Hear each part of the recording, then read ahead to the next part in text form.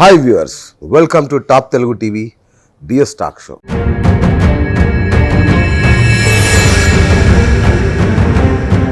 ఇవాళ చాలా important and ఒక పొలిటికల్ రెబెల్ స్టార్తో మీ ముందుకు వచ్చాను. మామూలుగా రాజకీయాలంటే అన్ని రాజకీయాలే ఉంటాయి, కానీ ఆయన ఉన్నాడు. ఆయన ఒకే ఒక్కడు, ఎవరి మాట వినడు. ఆయన్ని సీతయ్య అనొచ్చు, ఇంకా ఏమైనా అనొచ్చు. ఎందుకంటే ఒక్కసారి కమిట్ అయితే ఆయన మాట ఆయన కూడా వినడు. అది ఆయన స్టైల్. సో ఈ పాటికి మీకు అర్థమై ఉంటుంది ఆయన ఎవరో. తూర్పు జయప్రకాష్ రెడ్డి గారు. ఇలా అంటే కొంత కన్ఫ్యూజ్ అవుతారు, కానీ జగ్గారెడ్డి గారు అనగానే అందరికీ అర్థమైపోతుంది. ఆయనే ఆ పొలిటికల్ మెగాస్టార్, మన సంగారెడ్డి ఎమ్మెల్యే ఈరోజు మన ముందున్నారు. సార్ నమస్తే. ఎలా ఉన్నారు సార్? ఎన్నో రోజులుగా ఈ రోజు కోసం వెయిట్ చేస్తున్నాం. చాలా సంతోషం. ఫస్ట్ మిమ్మల్ని అడగాలి సార్, మీరు ఎమ్మెల్యే అవగానే గడ్డం తీసేస్తానని ప్రామిస్ చేశారు. ఎందుకు తీయలేదు ఇంకా? 2004 అది 2004లో 2004 కంటే ముందు తిరుపతి మొక్కుండే. 2001లో మొక్కుకున్నా. ఓకే. 2004 ఎమ్మెల్యే కాగానే తిరుపతికి నడుచుకుంటూ వచ్చి మొక్కు చెల్లించుకుంటున్నా. 2005లో సంగారెడ్డి నుంచి తిరుపతికి పాదయాత్ర చేసి మొక్కు చెల్లించిన. అచ్చా, అంటే ఇది మీ స్టైల్ అనేది ఇంట్లోనే ఉంటుందా? అప్పుడేమో మొక్కు, ఇప్పుడు అది కంటిన్యూ అవుతుంది. ఇప్పుడైతే మొక్కు లేదు, కానీ అప్పుడైతే మొక్కు ఉండే. అది దాని తర్వాత కూడా అట్లా కంటిన్యూ అవుతుంది. ఓకే ఓకే సార్, ఒకప్పుడు మిమ్మల్ని షాడో సీఎం లాగా చూసాం మేము కిరణ్ కుమార్ రెడ్డి గవర్నమెంట్లో. ఈరోజు ఒక వార్త విన్నాను నేను, జగ్గారెడ్డి గారు రాజకీయ అస్త్ర సన్యాసం చేయబోతున్నారని. నిజమేనా? లేదు, అంటే షాడో సీఎం అంటే మన కిరణ్ కుమార్ రెడ్డి గారికి నాలాంటి వాళ్ళు ఇంకా చాలామంది ఉన్నారు. కాకపోతే నేను ఎక్కువ సమంత బ్లాక్ దగ్గర చూసేవాళ్ళం, మీ ఇద్దరే కనపడేవాళ్ళు ఎప్పుడు. కిరణ్ కుమార్ రెడ్డి చాలా మంది ఉన్నారు. రైట్. ఒక కిరణ్ కుమార్ రెడ్డి అనే కాకుండా వారితో పాటు అంతకుముందు రాజశేఖర రెడ్డి గారు కానీ, లేదా దాని తర్వాత రోషే గారు టర్మ్లో కూడా ఎక్కువ పొలిటికల్ మూమెంట్లో నేను ఎక్కువ ఉంటా. కాబట్టి ఓకే, అప్పుడున్న రాజకీయ పరిస్థితులు, అప్పుడు పరిస్థితులు కూడా వాదము, రాష్ట్రాల విభజన, ఇలాంటి రాజకీయ పరిణామాల ఉమ్మడి రాష్ట్రంలో ఎక్కువ నేను కొద్దిగా ముందు కనబడుతుంటే, కాబట్టి ఆ ముగ్గురు ముఖ్యమంత్రుల యొక్క రాజకీయ వ్యూహ రచనలో నేను ఒక పార్ట్. ఓకే, ఇక రకరకాలుగా బయట అనుకుంటారు. అట్లని నేను కీ రోల్ అని అనను నేను. కాకపోతే చాలామంది ఆ ముగ్గురు ముఖ్యమంత్రులకు సన్నిహితంగా పనిచేసిన వాళ్ళు చాలామంది ఉన్నారు. అందులో నేను ఒక్కరిని. కాకపోతే అందరికంటే ఎక్కువ నేను కొంచెం పబ్లిసిటీ కావచ్చు, కానీ మొత్తం మీద ఆ ముగ్గురు ముఖ్యమంత్రుల్లో నేను ఒక్కరిని. కాకపోతే అప్పుడున్న రాజకీయ పరిస్థితులు కూడా రాజకీయ పరిస్థితులటువంటి మూమెంటే ఉంది.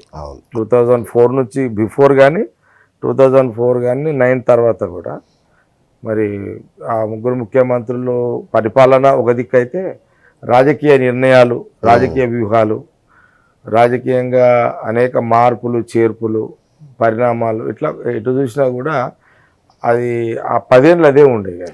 కాబట్టి నేను 100% అంటే రెండు ఉండే. ఆ టర్మ్ అంతా 10 ఏళ్ళ కాలంలో అభివృద్ధి ఒక దిక్కుండే, రాజకీయం ఒక దిక్కుండే.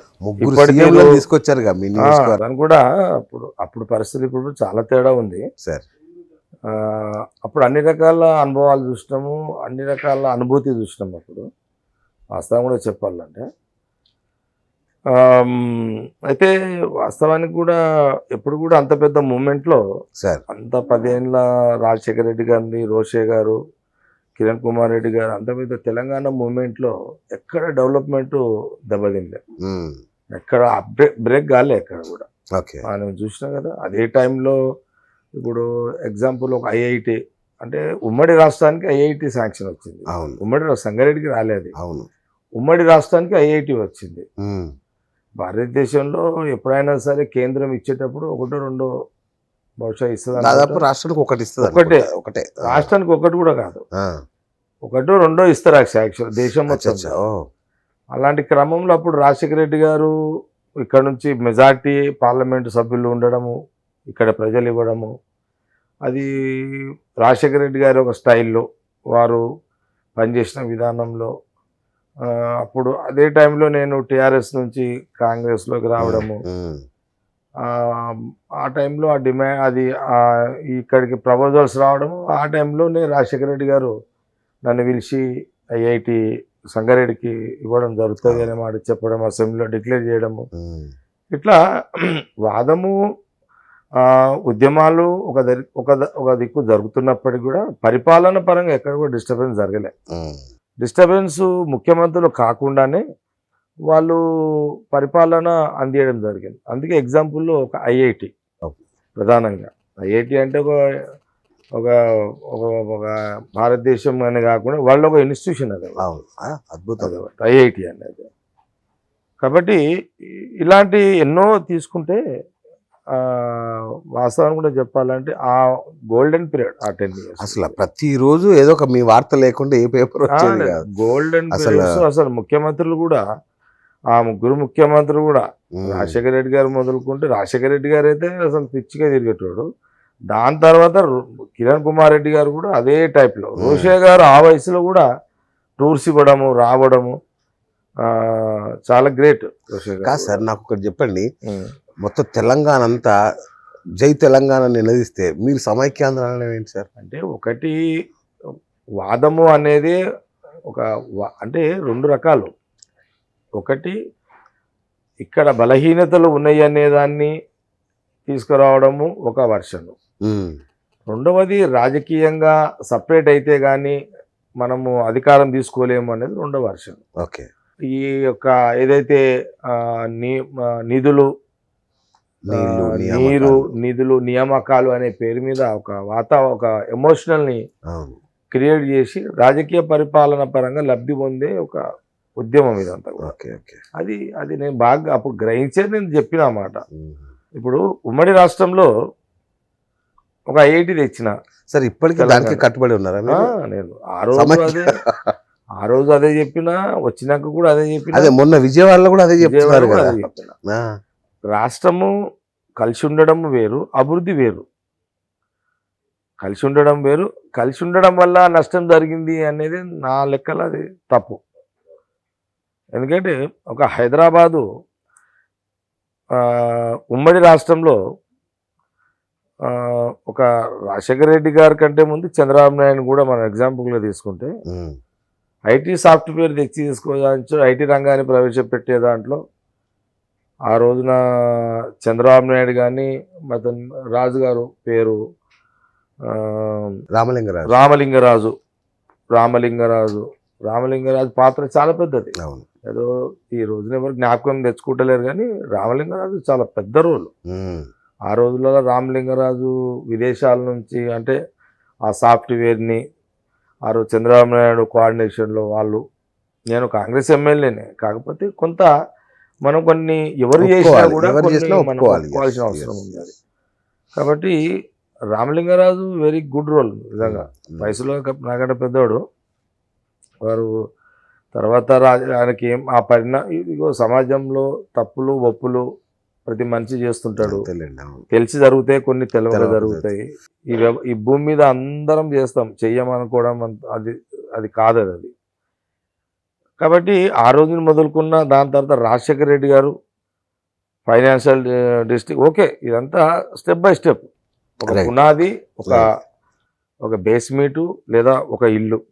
ఇది రాజశేఖర రెడ్డి గారు కూడా మళ్ళీ financial district, ORR, outer ring road, metro, ఇదంతా పెద్ద ఎక్సర్సైజ్ కదా హైదరాబాద్కి.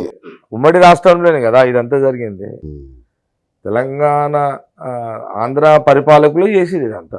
రైట్. మీరు అసలు రాజకీయాల్లో ఉంటున్నారా, ఉండట్లేదా? అది ఉండను అనే మాట అయితే ఎందుకు వచ్చిందో నాకు తెలియదు. కాకపోతే ఏంటంటే ఉండొద్దని ఎక్కడ లేదు, ఇక్కడే. ఓకే. అది ఎందుకు వచ్చిందో తెలియదు. ఉండొద్దని ఎక్కడ లేదు, ఉండాలని కూడా ఇదేం లేదు. రాజకీయాల నుంచి తప్పుకునే ప్రసక్తి లేదు. అందులో ఏమో అనుమానం లేదు. అంటే ఎందుకంటే ఇంకేదో నేను ప్లాన్ full time చేస్తున్నారు. politician ని. ఆ. నేను టోటల్ గా పొలిటికల్ లైన్ నా బిజినెస్ లైన్ కాదు కదా. అవును అవును నాకు తెలివి వచ్చిన కాడ నుంచి రాజకీయాలకి నుంచే నా పునాది అంతా. అవును అవును ఏదో 4 రూపాయలు సంపాదించుకుందాము లేకపోతే ఫ్యామిలీని సెటప్ చేసుకుందాము అని రాజకీయాలకు వచ్చినాను కాదు. ఉమ్, మనం సర్వీస్ ఇవ్వాలి, నలుగురికి ఉపయోగపడాలి, పేరు తెచ్చుకోవాలనేది మన కాన్సెప్ట్. కాబట్టి అదే లైన్, ఆ లైన్ ఎక్కడ బ్రేకప్ ఇయ్యాము. ఉమ్, కాకపోతే ఆ మధ్యలో ఏంటంటే జనరల్గా అదే మీకు వచ్చిన అనుమానం ఏంటంటే రేపు రాజకీయాలని కాదు కానీ రాజకీయాలు ప్రసక్తి లేదు ఓకే తప్పకుండా. ఓకే రేపు పోటీ ఉండాలా ఉండొద్దా, ఎస్ ఎస్ ఒకసారి బ్రేక్ ఇచ్చి ఇంకొక అవకాశం ఇస్తామా ఓకే అనే ఒక కాన్సెప్ట్ మా పాప తీసుకొచ్చింది. ఓకే అది ఇంకేదో ఉద్యమం లాంటిది ఏదో ప్లాన్ చేస్తున్నారు, ఇంకేదో జరగబోతుంది అంటే అన్నట్టు. ఒకటి ఏంటంటే ఇప్పుడు ఈ ముఖ్యమంత్రి గారు ఇచ్చిన హామీలు అనేకం ఉన్నాయి. అసలు చదవాలంటే మనము నోటికి చెప్పాలంటే చెప్పలేము. అవును మనం దాన్ని డైరీలో రాసుకొని చెప్పాల్సి వస్తుంది. అన్ని హామీలు ఉన్నాయి కదండి. హామీల మీద త్వరలో అచ్చా అచ్చా ఒక పెద్ద నా నియోజకవర్గ స్థాయిలోనే ఉమ్, ఉమ్, నియోజకవర్గంలోనే 1,00,000 మందితోటి ఒకరోజు దీక్ష చేయాలని ఒక కార్యాచరణ అయితే ఓకే చేసుకుంటున్నాను. ఇంకా Okay. మిగతా ఇన్వాల్వ్మెంట్ ఎవరు చేస్తలేను దీంట్లో. అచ్చా, అంటే అచ్చా, ఇది ఒక ఎమ్మెల్యేగా ఒక శాసనసభ్యునిగానే ఈ నియోజకవర్గ స్థాయిలోనే దాదాపు 15-20 ఉంటేయచ్చు, 20 దాకా ఉంటేయచ్చు ముఖ్యమంత్రి కేసీఆర్ గారు ఇచ్చిన హామీలు. ఉమ్, ఒకటి అమలు కాలేదు. ఓకే ఆ అమలు కాని దాని మీదనే ఒకరోజు అంబేద్కర్ స్టేడియంలో ఒక డిబేట్, అంటే ప్రజలతోటే ఓకే ఓకే డిబేట్ పెట్టి అసలు ఏమైనాయి ఏం కాలేవు, దీని మీద ఏం చేద్దాము ఫర్దర్ ఓకే అనే దాని మీద. ఎందుకంటే టీఆర్ఎస్ ఎమ్మెల్యేలకు అవకాశం ఉండదు ముఖ్యమంత్రిని అడిగా. ఇది కాంగ్రెస్ పార్టీ కాదు. ఉమ్, కాంగ్రెస్ పార్టీ అయితేనేమో మాకు దర్వాజాలన్నీ ఖుల్లా ఉంటాయి. అవును ఇది సీఎం దగ్గర, అవును ఇక్కడ అవకాశం ఉండదు. ఉమ్, ఓకే, టీఆర్ఎస్ ఎమ్మెల్యేలు ఎట్లా అడగలేరు, మంత్రులు ఎట్లా అడగలేరు. ఒక కాంగ్రెస్ పార్టీ శాసనసభ్యునిగా అతని దగ్గర అపాయింట్మెంట్స్ ఉండేవి కాబట్టి నేనే ఒక వేదిక ఏర్పాటు చేసి సంగారెడ్డిలో ఓకే ఓకే ఓకే నియోజకవర్గ స్థాయిలోనే, జిల్లా కానీ రాష్ట్రం కానీ ముట్టుకోకుండా ఓకే నియోజకవర్గ స్థాయిలోనే 1,00,000 మంది, 1,00,000 దగ్గర 70,000 వస్తారా 80,000 వస్తారా, మొత్తం మీద నియోజకవర్గ స్థాయిలోనే ఓకే ఓకే చెయ్యాలి. మా ప్రజలందరినీ, మహిళలని, యూత్ని, రైతులని ఒక వేదిక మీద తీసుకొచ్చి ఉమ్, చెయ్యాలని మొన్న 30th జనవరి అనుకున్నా. అవును బహుశా ఫిబ్రవరిలోనే ఉండే ప్రయత్నం చేస్తున్నా. ఇది ఒక కార్యక్రమం అయితే ఉంటుంది. ఓకే మొన్న ఒక రోజు దీక్ష కూర్చోవాలి అనుకోగానే ఎల్ఆర్ఎస్ తీశారు. అవును, అది మీ విజయం అనుకోవాలా మామూలుగా అలా? అంటే ఒకటి ఈ విజయము కాంగ్రెస్ పార్టీ లేదా ఇంకా అనేక మంది డిమాండ్ అనుకోవాలి. ఉమ్, ఉమ్, ఎందుకంటే ఎల్ఆర్ఎస్ మీద అసెంబ్లీ సమావేశాలలో నేను అంతకుముందే ఈ ఎల్ఆర్ఎస్ మీద అసెంబ్లీ కంటే బిఫోరే నేను అనేక సందర్భాల్లో మీడియా ముందు మాట్లాడడము, ఉమ్, దాని తర్వాత సిఎల్పిలో కాంగ్రెస్ పార్టీ పక్షాన బట్టి మాట్లాడము, ప్రజలు బయట ఆవేదన చెప్పుకోవడము, రైట్ మీడియాలో కూడా దీని మీద పత్రిక కథనాలు రావడము, ఇట్లా అంతా అనేక మంది కారణాలు ఉంటాయి. మొత్తం మీద ఎల్ఆర్ఎస్ విషయంలో వాళ్ళ శాసనసభ్యులు కూడా మేము ఎప్పుడైతే అపోజిషన్ పార్టీలను గలమెత్తినామో అప్పుడు టీఆర్ఎస్ పార్టీ ఎమ్మెల్యేలు కూడా అది వాస్తవం, అది మాకు ఇబ్బంది అవుతుందని వాళ్ళు కూడా బహుశా చెప్పుకున్నట్టుగా వినికిడి. ఈ రకంగా దాని మీద బహుశా కేటీఆర్ ముఖ్యమంత్రి వెనక్కి తగ్గి అది అసెంబ్లీలో వాళ్ళు ఆ ప్రకటన చేయడం జరిగింది. అంత మీరు పిసిసి ఇవ్వలేదని అలిగారా? పిసిసి కనీసం లిస్ట్ లో కూడా మీ పేరు లేకపోవడం అనేది ఎట్లా రాజకీయాల్లో అలుగుడు అనేది ఉండదు, నా లెక్కలో అలుగుడు ఉండదు. నేను నా మట్టుకు పర్సనల్గా చెప్తున్నా, పిసిసి అనేది చాలా కీలకమైన పోస్టు. అది ఎంత కీలకమైనది అని అంటే ఆ పోస్టు చాలా బాధ్యతంగా చేయాల్సి వస్తుంది. అది ఈ కాంగ్రెస్ పార్టీలో చాలామంది సీనియర్స్ని, క్యాడర్ని, స్తబ్దతగా ఉన్న కాంగ్రెస్ పార్టీలో నాయకుల్ని ఎలక్షన్ టైంలో వచ్చి బాగా హార్డ్ వర్క్ చేసి ఒక క్యాడర్, ఒక నాయకత్వాన్ని ఇట్లా అనేక కోణంలో పరిశీలించుకొని సమన్వయంతో చేసే పోస్ట్. అంటే ఠాకూర్ గారికి మీ మీద కోపం ఉండడం వల్లనే మీ పేరు పెట్టలేదని ఒక మాట ఉంటుంది. కాబట్టి బహుశా చాలామంది అడుగుతున్నప్పుడు ఒక జగ్గారెడ్డిగా నేను కూడా అడగకపోవడం లేదు అన్నట్లా ప్రయత్నం చేసిన. కాకపోతే ఢిల్లీకి వెళ్ళి ట్రై చేసేంత ఓపిక నాకు లేదు. ఢిల్లీకి ఒక్కటి వెళ్ళలేదు. ఇక్కడ నుంచే సోనియా గాంధీ గారికి, రాహుల్ గాంధీ గారికి, అవును, లేఖలు రాశారు. కేసీ వేణుగోపాల్కి, ఠాకూర్ గారికి వచ్చినప్పుడు ఇచ్చిన, తర్వాత పంపించిన ఈ రకమైన నా ప్రయత్నం చేసిన. నాకున్నటువంటి బలాలు, నాకున్న బలహీనతలు, బయోడేటాలో అన్ని రాసి పంపడం జరిగింది. సరే, వాళ్ళ దృష్టిలో పోయిందా లేదా మనకు తెలియదు.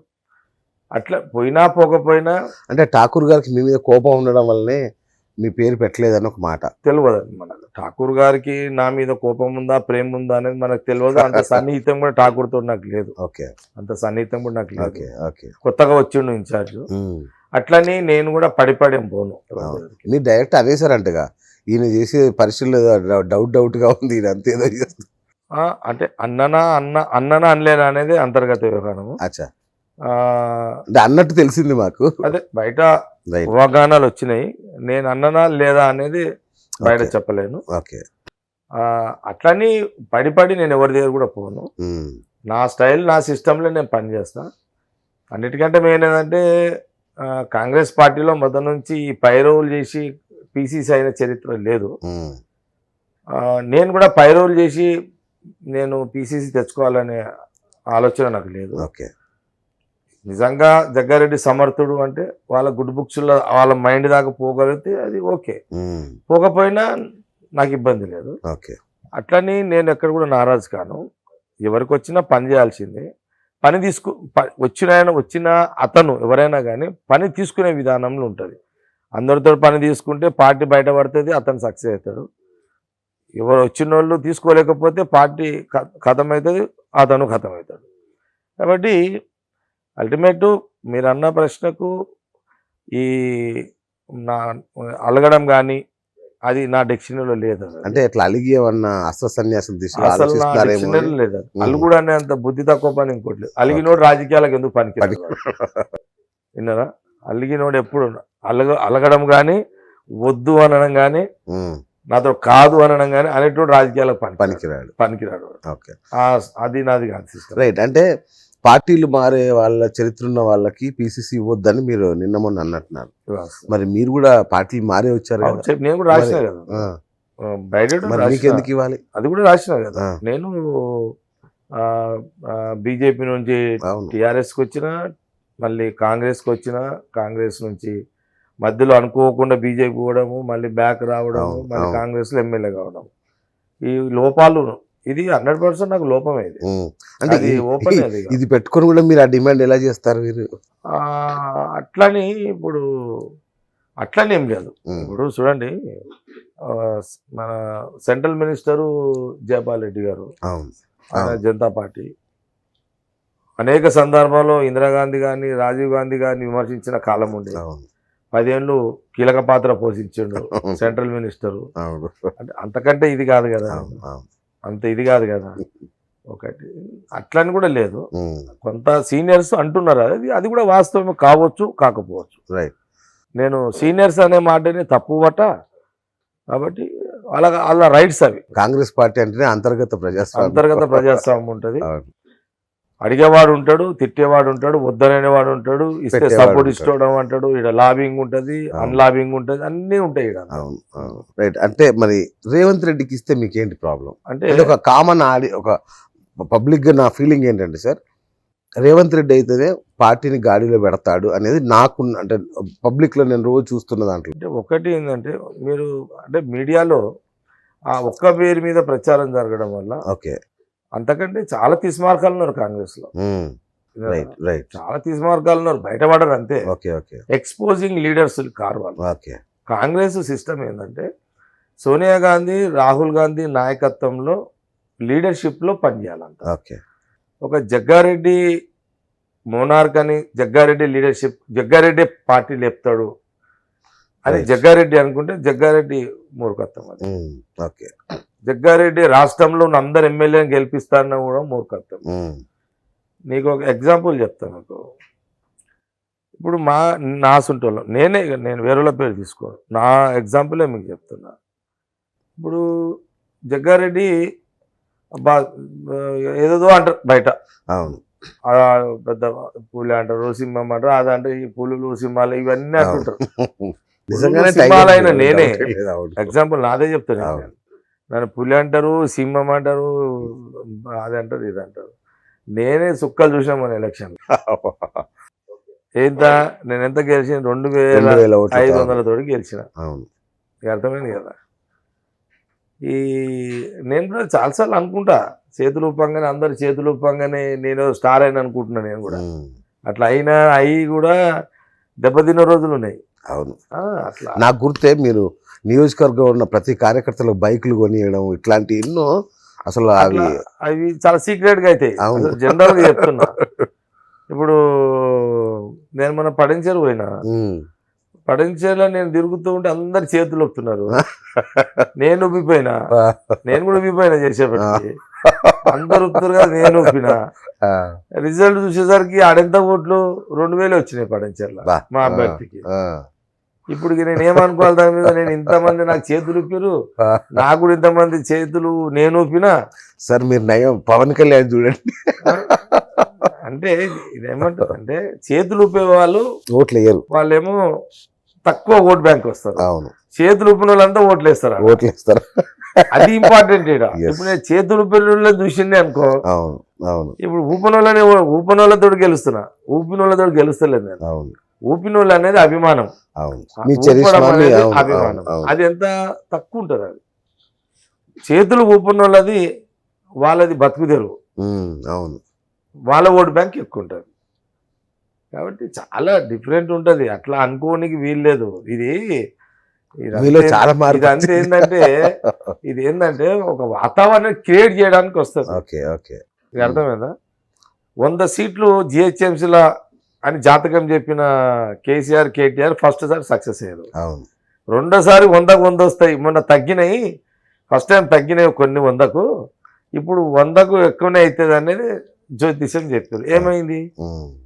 ఓటర్స్ ఇట్లా తిన్నారా. కాబట్టి రాజకీయాలలో ఎప్పుడైనా సరే నేను అనే పదం పనికిరాదు. రైట్. నా అంతటా ఒకడు లేడు అనడం పనికిరాదు. ఓకే, రాజశేఖర రెడ్డి గారు ఆరోగ్యంగా ఉండే, అవును. ఫుల్ పవర్ ఉండే, ఫుల్ సెక్యూరిటీ ఉండే. నేను గాడుపులో ఎగిరినప్పుడు అటే పోతా అని ఎవరైనా అనుకుంటారా? అసాధ్యం, అసలు కళ్ళ కూడా రాదు ఈ అనుకో. కాల నిర్ణయం ఎట్లుంటుందంటే, అవును. ఏది ఎప్పుడు ఎట్లా జరుగుతుందో తెలియదు. అవును. అవును. కాబట్టి నేను ఒకరి మీద చెప్పా, నా ఎగ్జాంపులే మీకు చెప్పింది ఇప్పుడు దాకా. కానీ కాంగ్రెస్లో 40 నుంచి 50 మంది చాలా సీనియర్ Yes. అవును. నాయకులు ఉన్నారు. అవును. ఎవరు తక్కువ కాదు వాళ్ళు. అయ్యో ఎట్లా అంటాం. ఉత్తమ్ కుమార్ రెడ్డి తక్కువ కాదు, 5 సార్లు ఎమ్మెల్యే, ఒక ఎంపీ. ఉమ్. కొమర్రెడ్డి తక్కువ కాదు, రాజగోపాల్ రెడ్డి తక్కువ కాదు, శ్రీధర్ బాబు తక్కువ కాదు, జీవన్ రెడ్డి గారు తక్కువ కాదు, మర్రి శశిధర్ రెడ్డి తక్కువ కాదు, 7 దామోదర్ సార్లు తక్కువ కాదు, అవును. గీతారెడ్డి తక్కువ కాదు, ఉమ్.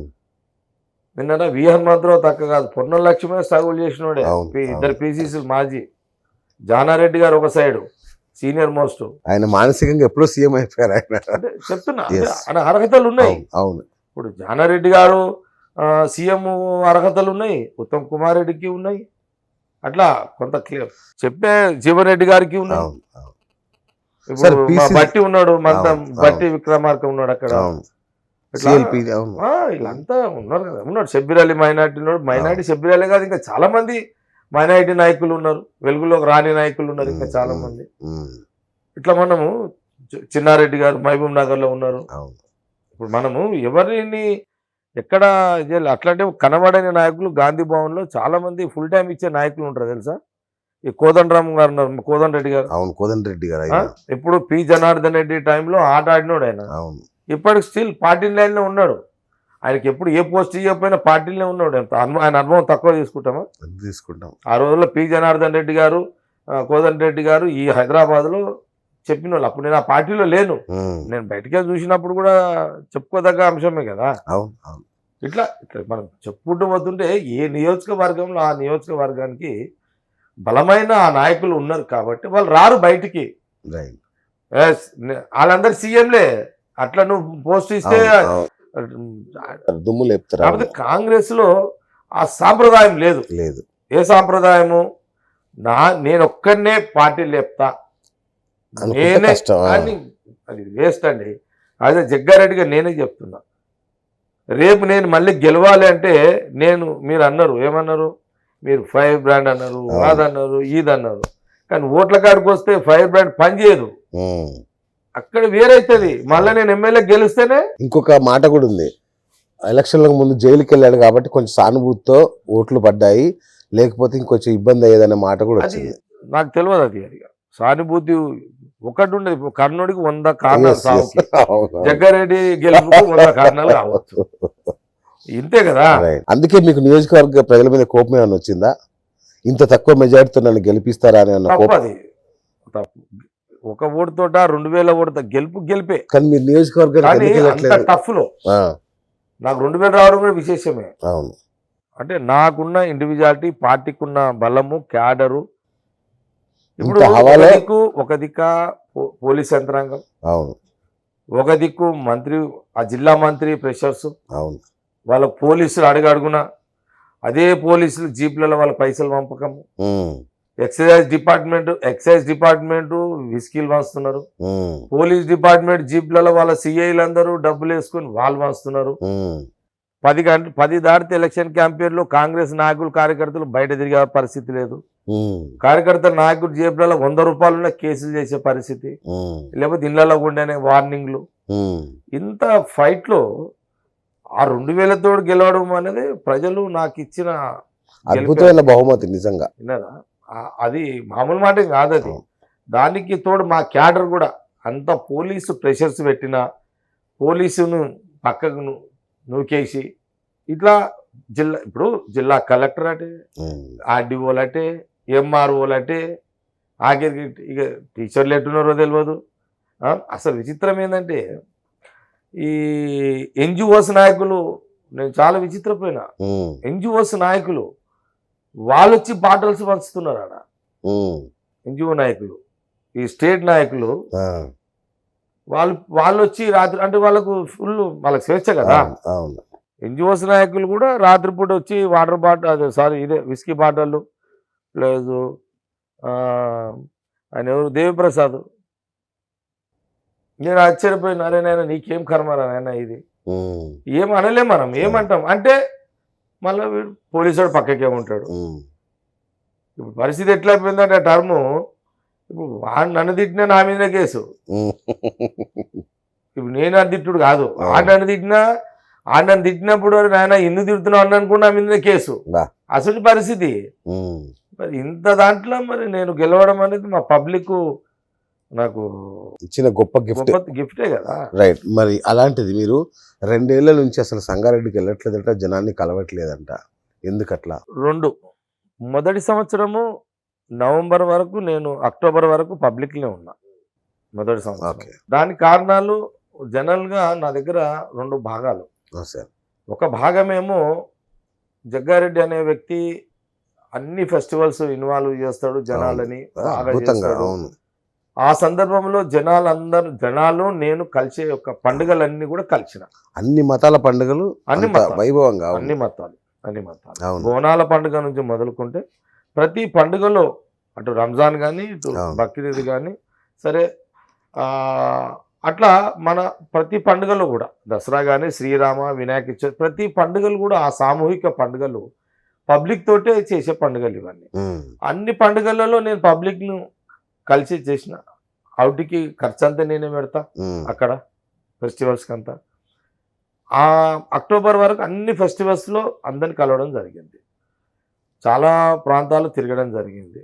నేను కానీ, మా మిస్సెస్ కానీ, మా పాప కానీ. జనరల్గా నేను ఫోన్ వాడకం తక్కువ అంటే నాది 5%.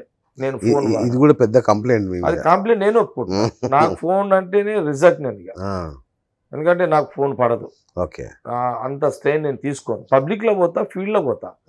పబ్లిక్లో 100 కాదు 1000 సమస్యలు చెప్పాను, జవాబుదారుగా ఉంటా, సమస్యలు పరిష్కారం చేసేస్తా. అది నా కెపాసిటీ నాకు ఉంది. ఏదో హలో అనగానే హలోలో ఏమవుతుంది, నేను ఫోన్ లేపుతాడు. నా దగ్గర సిస్టమ్ ఏంటంటే జగ్గారెడ్డికి సంబంధం లేకుండానే అధికారుల దగ్గర పని జరగాలి. జగ్గారెడ్డి ఫోన్ చేస్తేనే పని జరగాలి అనేది ఉండొద్దు.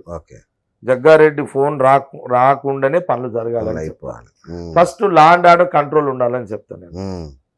అసలు ఫస్ట్ మా నాయకులకు మా కార్యకర్తలకు ఏం చెప్తా అంటే ఫస్ట్ మీరు ఎక్కడ కూడా గొడవలలో పోవద్దు. ఫస్ట్ నాది ఉంటుంది. ఎవ్వరు పోవద్దు అలాగా, ఎక్కడ గొడవలు చేయొద్దు, ఏం చేయొద్దు. ఓన్లీ సర్వీస్ చేయాలి. పొలిటికల్ కాంట్రవర్సీలు ఉండొద్దు, అది క్లియర్. అదిగా ఇక ఇంకా మిగతా ఎవరికి ఇబ్బంది పెట్టొద్దు. ఎవరు మా వాళ్ళు ఎవరికి ఇబ్బంది పెట్టినా వాళ్ళకి తెలుసు, సార్ కోపం వస్తుంది తెలుసు. కాబట్టి నాకు ఆ హెడేక్ ఉండదు. మినిమం మా వాళ్ళు ఎప్పుడైనా బుద్ధి పుట్టి ఆశ కలిగిన మందు కొట్టి గొడవ కూడా ఉండొద్దు అని చెప్తా. మా వాళ్ళకే చెప్తా. ఎవరైనా తాగిటోళ్ళు ఉంటే కూడా యాను ఇంట్లో కూర్చొని తాగుంటారా అని చెప్తా. గొడవలకు అవకాశం మా క్యాడర్ పరంగా ఇవ్వద్దు, అది క్లియర్ స్టాండర్డ్. కాబట్టి నాకు పోలీస్ స్టేషన్లో పంచాయతీ ఉండదు. నాకేం అవసరం ఉంటుంది పోలీసుతో? నా ఇంటోడు చక్కగా ఉంటే నేను పోలీసు వానికి ఫోన్ చేయాల్సిన అవసరం ఉండదు. నేను ఒకటే చెప్తా, నేను ఇప్పుడు అపోజిషన్ ఎమ్మెల్యేగా ఉన్నా, నా ఫోన్ పోలీస్ స్టేషన్ పోవద్దు. మా కార్యకర్తల కోసం నేను పోలీసు వాని దగ్గర వీక్ కావద్దు, పోలీసు వాని దగ్గర నేను వీక్ కావద్దు. కాబట్టి మన వాళ్ళు ఎవరు అవకాశం ఇవ్వకండి పోలీసు వానికి, వదిలేయండి. ఓకే, కలెక్టర్ పని చేస్తున్నాడు, వదిలేయి కలెక్టర్ని. ఆర్డీఓ చేస్తున్నాడు, వదిలేయి. ఎంఆర్ఓ చేస్తున్నాడు, వదిలేయి. ఎవ్వరు మీ పనులు కాకపోయినా వాళ్ళ ఒక తీరు ఉండదు కదా. ఓకే, రేపు మళ్ళీ మన గవర్నమెంట్ వచ్చిన రోజు ఈ కలెక్టర్ ఎక్కడ పోడు, ఈ ఆర్డీఓ ఎక్కడ పోడు, ఈ ఎంఆర్ఓలు ఎక్కడ పోరు?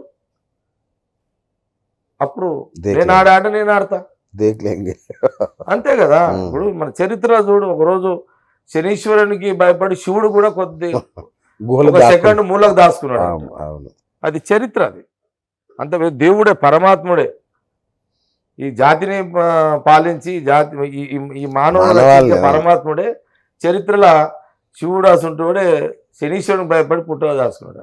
ఏముంది, ఒక 5 ఏళ్ళు మనది కాదు. ఎక్కడ పోతాడు ఈ కలెక్టర్? ఎక్కడ పోతాడు? వీళ్ళు ఎక్కడ పోతారు? మళ్ళీ బయటకు వస్తే రైట్, ఎందుకు పోవట్లేదు? రీజన్ ఏంటి? మీరు ఓకే, రీజన్ అది అయిపోయింది. నవంబర్, డిసెంబర్, జనవరి, ఫిబ్రవరి వాస్తవానికి కూడా నేను 4 నెలలు కొద్దిగా దూరంగా ఉండడానికి కారణం ఏంటంటే, అసలు ఈ ప్రభుత్వం దగ్గర డబ్బులు లేవు, డబ్బులు వస్తలేవు. గత 10 ఏళ్ల కాలంలో నేను కొబ్బరికాయ కొడితే ఒక డెవలప్మెంట్ మీద డబ్బులు లేకుండా కొబ్బరికాయ కొడితే, సీసీ రోడ్డు ఒక 5 కోట్లకు కొబ్బరికాయ కొడితే శాంక్షన్ లేకుండే నెల రోజులలో జీవో వస్తుండే కాంగ్రెస్ గవర్నమెంట్లో. అది నా చరిత్ర.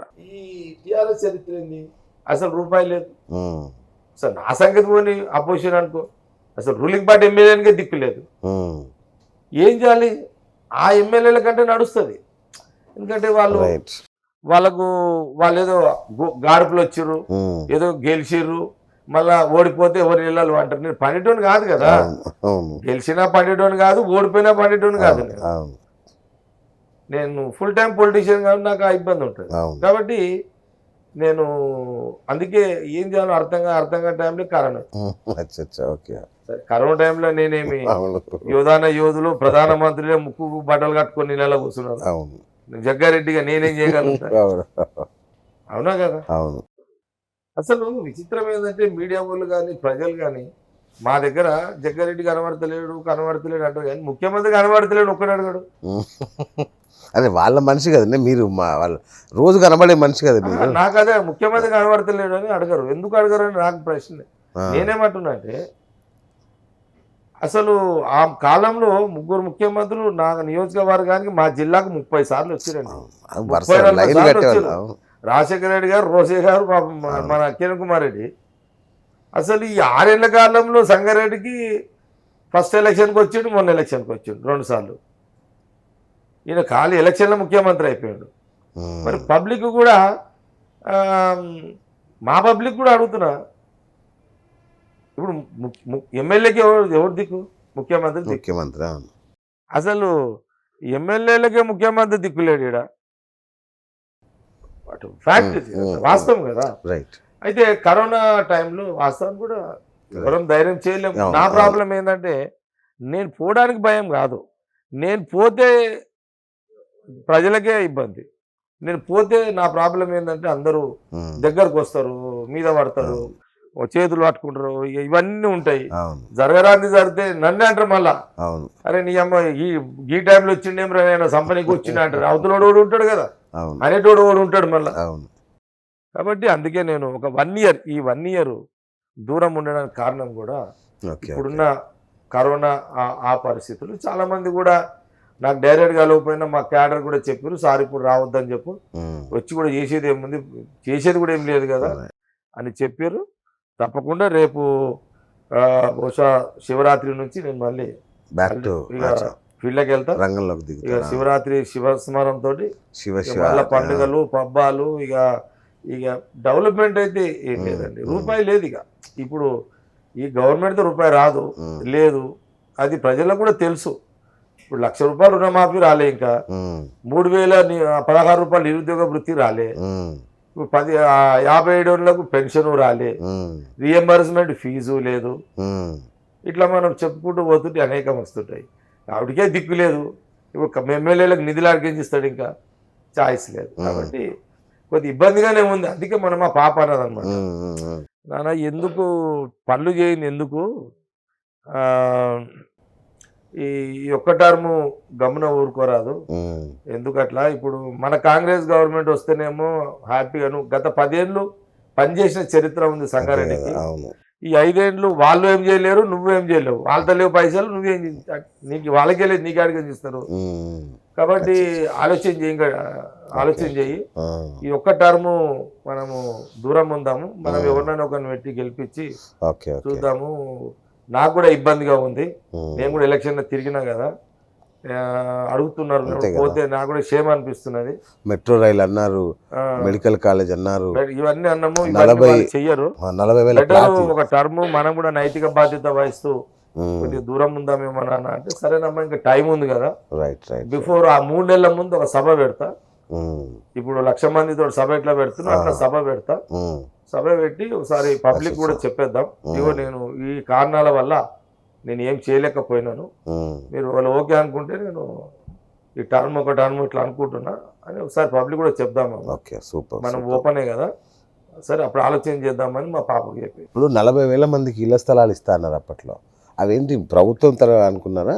నా దగ్గర నేను కాన్స్టిట్యుయెన్సీ లో 40,000 మందికి ఇళ్ల స్థలాలు ఇస్తా అనేది ఫ్యాక్ట్. అది నేను గతంలో కాంగ్రెస్ పీరియడ్ ప్రభుత్వంలో కూడా 8,000 మందికి ఇళ్ల స్థలాలు ఇచ్చిన, సదాశివపేటలో 5,000 మందికి, అట్లాగే కొండాపూర్ మండలంలో సంగారెడ్డి చుట్టూ ప్రాంతాల్లో 3,000 మందికి ఇచ్చిన, సర్టిఫికేట్లు ఇచ్చిన, పొజిషన్ ఇచ్చిన. నేను ఓడిపోయిన మరుసటి రోజు ఎవరైతే టీఆర్ఎస్ ఎమ్మెల్యే గెలిచిండో ఈ మంత్రి నాయకత్వంతో హరీష్ రావు పుణ్యం అని చెప్పి ఆ ప్లాట్లు దగ్గరికి ఎవరిని కూడా పోనీయకుండా ఆపేశారు. దానికి ఇక జిల్లా కలెక్టర్లు పెద్ద వాల్యూస్ ఉన్న కలెక్టర్స్ లేరండి, అస్సలు లేవు. ఇప్పుడు కొత్త కలెక్టర్ మీద కూడా ఫైర్ అవుతున్నారు. ఈ కన్ఫామ్ ఐఏఎస్లు అసలు వేస్ట్. ఎప్పుడైనా ఐఏఎస్ డైరెక్ట్ ఐఏఎస్ ఉంటారు చూడండి, అతనే కరెక్ట్. అతని దగ్గర ఎంత పొలిటికల్ ప్రెషర్స్ ఉన్నా జస్టిఫికేషన్ ఉంటుంది. ఈ కుర్చీ కోసము పాకులాడాడు. ఈ కన్ఫామ్ ఐఏఎస్లు ఆ కుర్చీనే చూస్తుంటారు, వీళ్ళు కక్కుర్తి పడతారు వీళ్ళు. ఇక వీళ్ళు సీఎంలు, మంత్రులు, ఎమ్మెల్యేలు వాళ్ళ చెప్పరాశీలు చెప్పినా పని చేస్తారు. ఇప్పుడున్న కలెక్టర్తో ఏంటి గొడవ మీకు? చెయ్యి నాకేం గొడవ అంటే అసలు దొరకడా కలెక్టర్. ఎక్కడ దొరుకుతాడు ఈ కలెక్టర్? ఎప్పుడో తిక్కొస్తా చూపెడతా కలెక్టర్ కానీ విన్నారా? దొరకడు, waste collector, waste waste waste చెప్తున్నా కదా. ఎట్లా వేస్ట్ అంటే ఏం లేదు. ఇప్పుడు నువ్వు 10 ఏళ్ళు ఆ కుర్చీ మీద 10 మంది చెప్పుకోవాలి. నేను ఇంత ధైర్యంగా కలెక్టర్ మీద అంటున్నా అంటే నేను ఎట్లా అంట? అసలు విచిత్రం ఏంటంటే అదే నా బాధ. అరే నేను 5,000 మందికి పట్టా సర్టిఫికేట్లు ఇచ్చినాక సదాశివపేటలో ఆపేసినండి.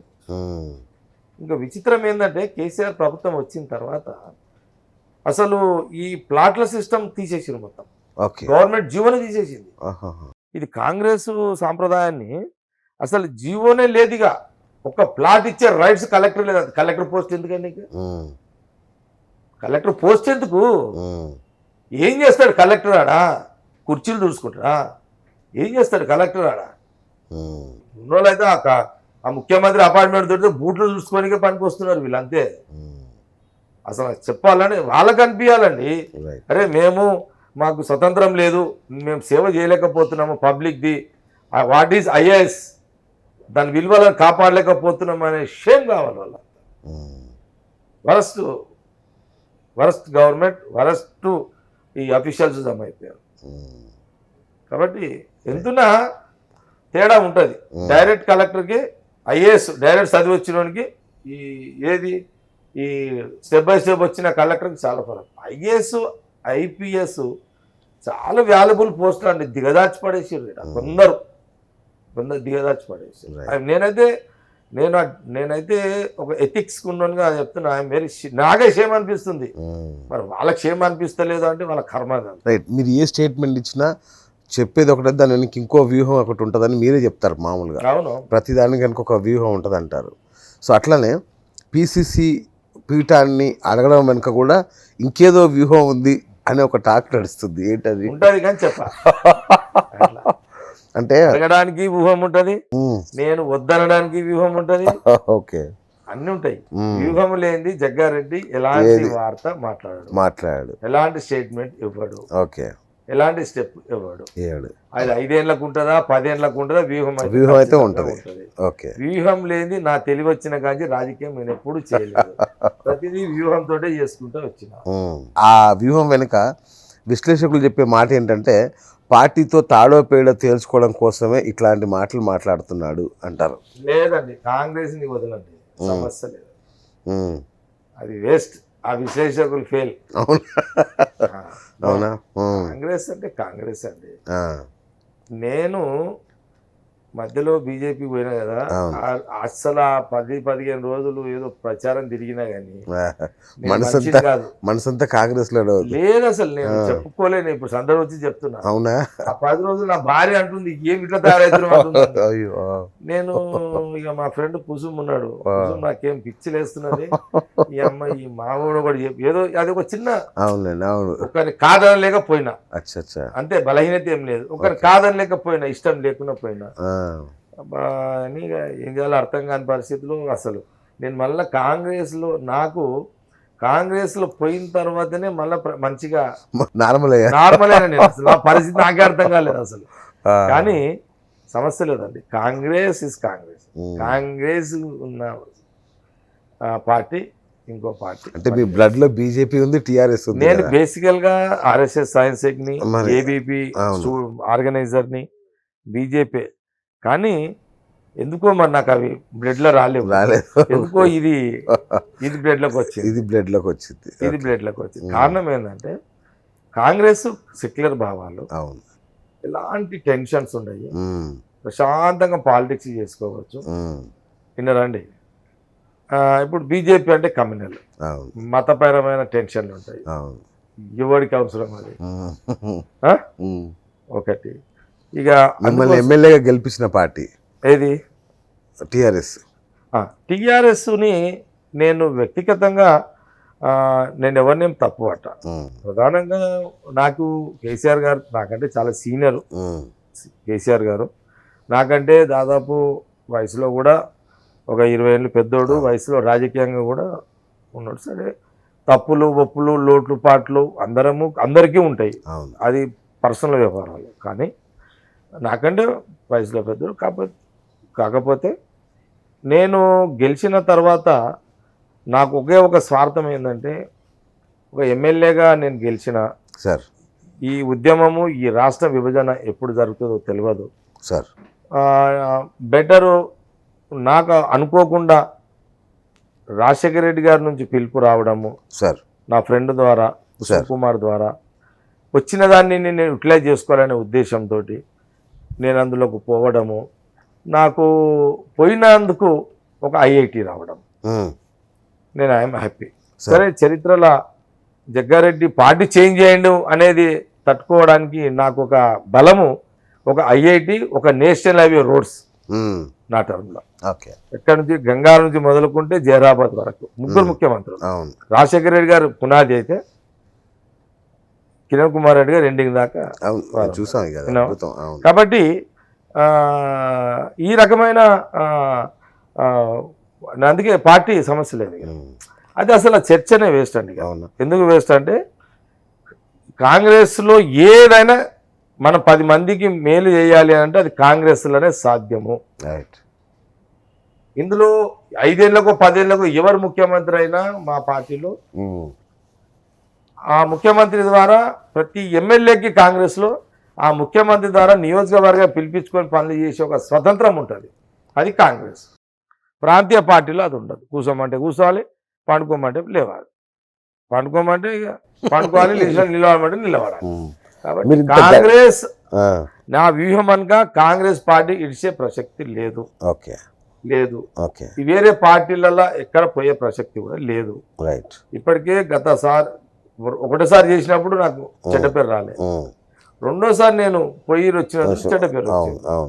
అది ఆడికే బ్రేకప్. అలాంటి అవకాశం నేను మళ్ళీ ఎవరికి ఇవ్వను, ఇళ్ళనే కొనసాగుతా. నాకు ఇష్టం వచ్చిన వాళ్ళు పీసీసీ వచ్చినా, ఇష్టం రాని వాళ్ళు వచ్చినా, ఇష్టం వచ్చిన పీసీసీ వస్తేనేమో ఆయన ఎంబడి పని చేస్తాను. నాకు ఇష్టం లేని పీసీసీ వస్తేనేమో నా నియోజకవర్గానికి నేనే రాజును కాబట్టి నా పని నేను చేసుకుంటా, నేను ఆడికి పోను, వాళ్ళు ఈడికి రానియ. ఇది clear sir. Right. Uttam Kumar Reddy గారికి పీసీసీ చీఫ్గా ఎన్ని మార్కులు వేస్తారు మీరు? 100 మార్కులు వేస్తారు. అవునా? ఎట్లా అంటే ఆయన సారథ్యం వహించిన తర్వాత పార్టీ గొప్పగా పుంజుకున్నట్టు కూడా ఏం లేదు కదా? తప్పది. కాంగ్రెస్ పార్టీ నడపాలంటే ఆషామాషి కాదు. ఓకే, విన్నారా? పిల్లల పరిష్కారం కాదు. చాలా ఇది ఒక చెస్ ఆడుతాం చూడు. అవును, ఆ చెస్ లాంటి గేమ్ ఉంటుంది. ప్రాంతీయ పార్టీలు ఏమిటి, వన్ సింగిల్ డైరెక్షన్ ఒకటే ఉంటుంది, ఒకటే లైన్ ఉంటుంది ఆడ. ఏది ఆ ప్రెసిడెంట్ కేసీఆర్కి పార్టీకి. టీడీపీలో ఒకటే ఉంటుంది, చంద్రబాబు నాయుడు ఒకటే వైర్ ఉంటుంది అడిగి. మరి జగన్ అదొకటే వైర్ ఉంటుంది, బీజేపీలో ఒకటే వైర్ ఉంటుంది, ఆర్ఎస్ఎస్. కాంగ్రెస్ లో అట్లా కాదు, ఏర్లు ఉంటాయి. ఏర్లు మర్రి చెట్టు ఏర్లు ఎన్ని ఉంటాయి? అన్ని ఏర్లు ఉంటాయి. ఆ ఏర్లు ఎక్కడి నుంచి ఉంటే ఏమని తెలియదు. ఒక చెట్టు ఇక్కడ ఉంటే, ఇప్పుడు హైదరాబాద్ ఒక చెట్టు ఉంటే ఒక ఏరు సంగారెడ్డి దాకా ఉంటుంది. ఎట్లా మహబూబ్ నగర్ మర్రి చెట్టు లాగా, మహబూబ్ నగర్ మర్రి చెట్టు కథ తెలియదు, మహబూబ్ నగర్ మర్రి చెట్టు అనుకోండి. అది కాంగ్రెస్ కథ. ఇలాంటి పార్టీని నడపాలంటే ఎట్లా? ఓకే, ఇలాంటి కుందేళ్ళు, తాబేలు, సింహాలు, పులులు, నక్కలు, జింకలు ఎన్ని ఉంటాయి ఇలా. జింక అంటే ఎగురుతుంటది, దాన్ని కదుపు చేయాలి. తాంబేలు మెల్లగా వస్తుంటది, అలాంటి నాయకుడిని సమర్థించుకోవాలి. కుందేలు ఉరికి ఉరికి వంటది, దాన్ని సమర్థించాలి. ఇంత పెద్ద నడపాలంటే అది ఉత్తమ్ కుమార్ రెడ్డి. అందుకే సక్సెస్ అనే కారణం అదే. ఏముంటుంది చెప్పు నాకు, ఆయనకు విన్నారా? సమన్వయం. అన్నిటికంటే ఏంటంటే పార్టీ లాయల్టీ. అంటే సోనియా గాంధీ, రాహుల్ గాంధీ కనుసంధాల్లో పార్టీని కాపాడుతూ ఎవరు కూడా డిస్టర్బెన్స్ కాకుండా ఇలాంటి కోఆర్డినేషనే పీసీసీ. మొన్న మీరు చెప్తే పీసీసీ ఎన్నిక కూడా వాయిదా వేశారుగా నాగర్ సార్. నేను చెప్పినాను కాదు, నేను ఒక పావునైనా పావు కాదు, మీరే లేదు.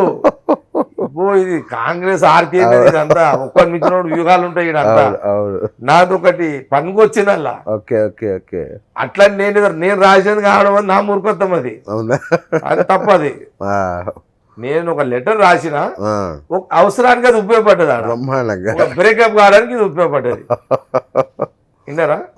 ఇట్లా చాలా ఢిల్లీ రాజనీతి చాలా గ్రేట్. కానీ అందరూ అదే అంటున్నారు, మీకు అధిష్టానం దగ్గర ఇంత పలుకుబడి ఉంది, ఎన్నికలు కూడా వాయిదా ఇచ్చారు మీరు అనేది. నాకు అధిష్టానం దగ్గర అసలు పబ్లిక్ నేను ఎవరో కూడా తెలియదు వాళ్ళకు. సోనియా గాంధీ గారికి తెలియదు, రాహుల్ గాంధీ గారికి తెలియదు, అసలు నేను ఎవరో కూడా వాళ్ళకి తెలియదు. అసలు నిజమా? రియల్ చెప్తున్నా, నాకు తెలియదు. నేను ఢిల్లీకి పోను కదా, నేను గల్లీలో ఉంటా ఎప్పటికీ. నేను ఢిల్లీకి పోను, నాకు ఆడ వారం 10 రోజులు అపార్ట్మెంట్స్ ఉండడం నాకు కాదు. అది ఓన్లీ హైదరాబాద్, పటాన్చెరు, సంగారెడ్డి, పటాన్చెరు, హైదరాబాద్. బయటకు పోయే ప్రసక్తి లేదు. అట్లా లేదు అది. రైట్. సరే, మీకు ఇవ్వట్లేదు, తేలిపోయింది. ఎవరికి ఇస్తే మీకు ఓకే పీసీసీ? అంటే ఉత్తమ్ లాంటి ఒక ఉత్తమునికి సమన్వయం చేసే ఒక వ్యక్తికి, కాంట్రవర్సీ లేకుండే ఒక వ్యక్తికి, రేపు మేము అధికారం వచ్చినాక డిస్టర్బ్ కాని వ్యక్తికి, మేము ఒకవేళ 40 సీట్లు 50 సీట్లు వచ్చి 10 సీట్లు తక్కువ పడ్డది అనుకో, మా దాంట్లోకి ఎవడో 20 సీట్లు తీసుకుపోయేటోడు కాకుండా అంతే కదా. ఇప్పుడు మా దాంట్లో ఇప్పుడు మేము 50 మందికి గెలిచినామంటే మాకు 10 తక్కువ పడ్డాయి. ఇప్పుడు మా దాంట్లో ఎవరైనా ఆయనతో 20 మంది తీసుకోపోయేటోడు ఉంటే కథమేగా. ఇప్పుడు సపోజ్ మా 50 మంది, మేము 50 మందిని గెలుస్తాం, 60 రావాలి. టీఆర్ఎస్ వాళ్ళకు మేము అనుకున్నారు వ్యతిరేకత తోటి, టీఆర్ఎస్ వ్యతిరేకత తోటి మాకు 50 60 కూడా దట్మని 50 ఇచ్చారు అనుకో. వాళ్ళకు 30 వచ్చినాయి అనుకో, టీఆర్ఎస్కి ఎంత అయితే 80 అవుతాయి. అవును బీజేపీకి ఒక 20 వచ్చినాయి అనుకో, ఎంఐఎం ఆడుంటుంది. అవును విన్నారా?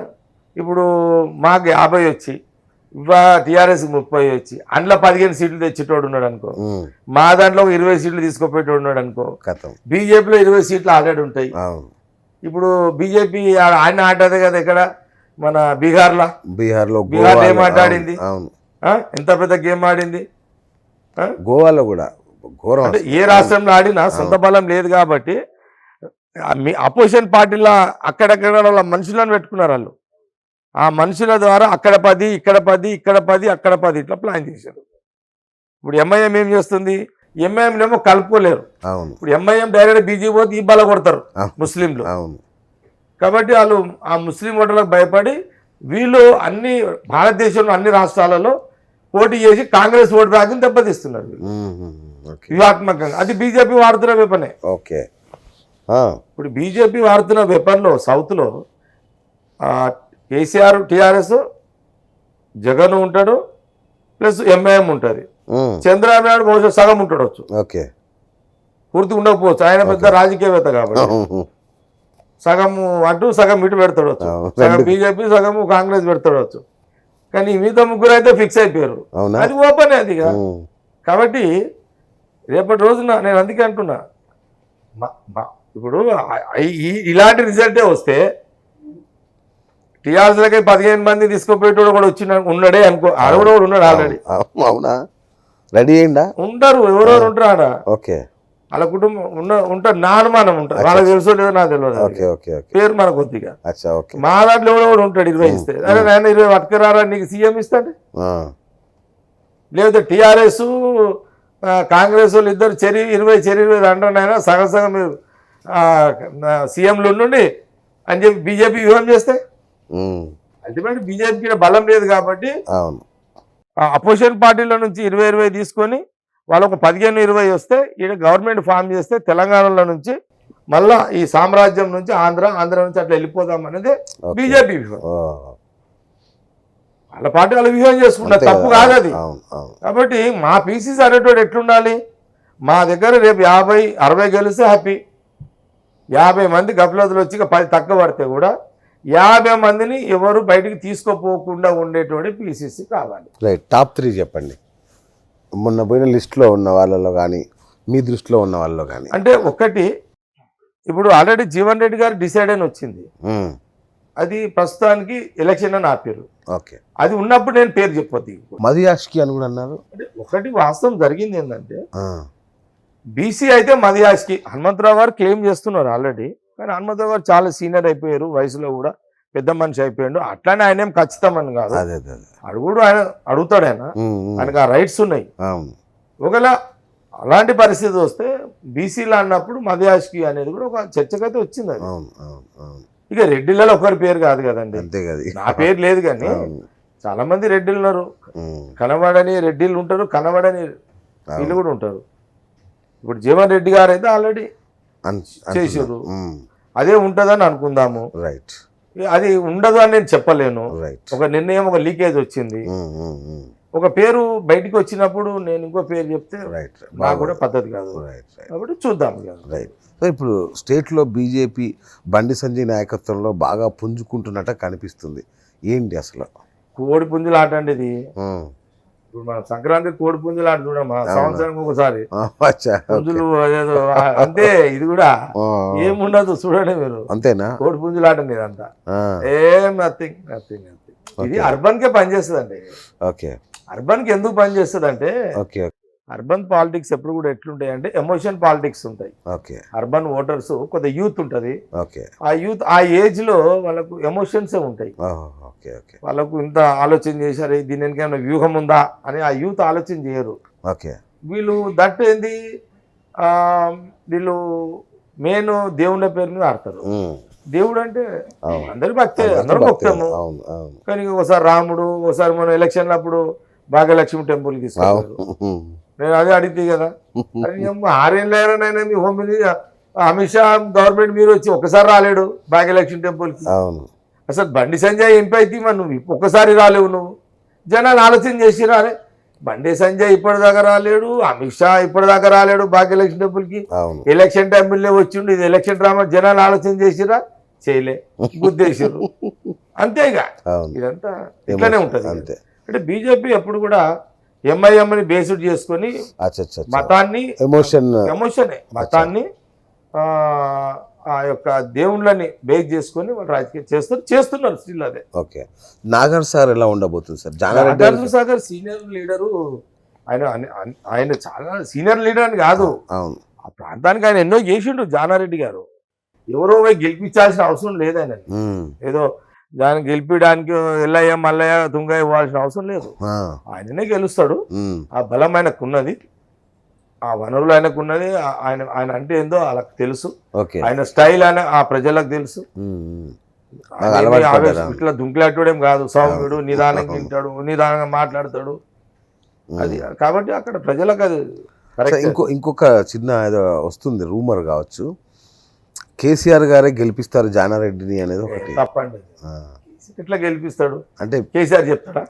ఇప్పుడు ఇవన్నీ ఏందండి విశ్లేషకులు కూర్చుని చేస్తుంటారు. అంటే బీజేపీ నిలవరించడానికి లేదు లేదు, అట్లని ఎందుకు అనుకుంటున్నాం? అట్లని ఎందుకంటున్నాం? బీజేపీ కంట్రోల్లో కేసీఆర్ లేడని ఎందుకు అనుకోకూడదు? ఓకే. ఓకే. కాంగ్రెస్ ని దెబ్బ కొట్టి టీఆర్ఎస్ ఓడిపోయినా సరే బీజేపీ గెలవాలని కేసీఆర్ ప్రయత్నం చేస్తున్నాడని ఎందుకు అనుకోవద్దు? ఎందుకు అనుకోవద్దు? ఓకే. అంటే ఇక మొన్న దుబ్బాక చూసాము, నిన్న హైదరాబాద్ చూసాము, ఈ హ్యాట్రిక్ కొట్టారనుకో ఇబ్బంది అవుద్ది కదా, అందుకని జానారెడ్డి గెలిపించుకుంటే ఉంటాయి.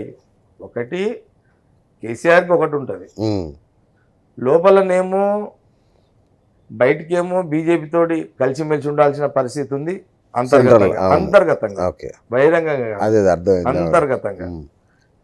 లోపల మన చేతులుంటే బీజేపీ నాకు ఇంటాడు, లేకపోతే మనల్ని పరిచయం చేస్తాడు అనేది కూడా ఉంటుంది రాజకీయ లోపల. కాబట్టి అది అంతా ఈజీగా మనం అంచనా వేయలేము. ఆయన మనసులో ఏముందో, కేసీఆర్ గారు మనసులో ఏముందో మనం అంచనా వేయలేము. లోపల ఒకటి ఉంటుంది, మాట్లాడేది ఒకటి ఉంటుంది, వ్యూహం ఒకటి ఉంటుంది, చెప్పేది ఒకటి ఉంటుంది. అది సహజం. తనను తను కాపాడుకోవాలి,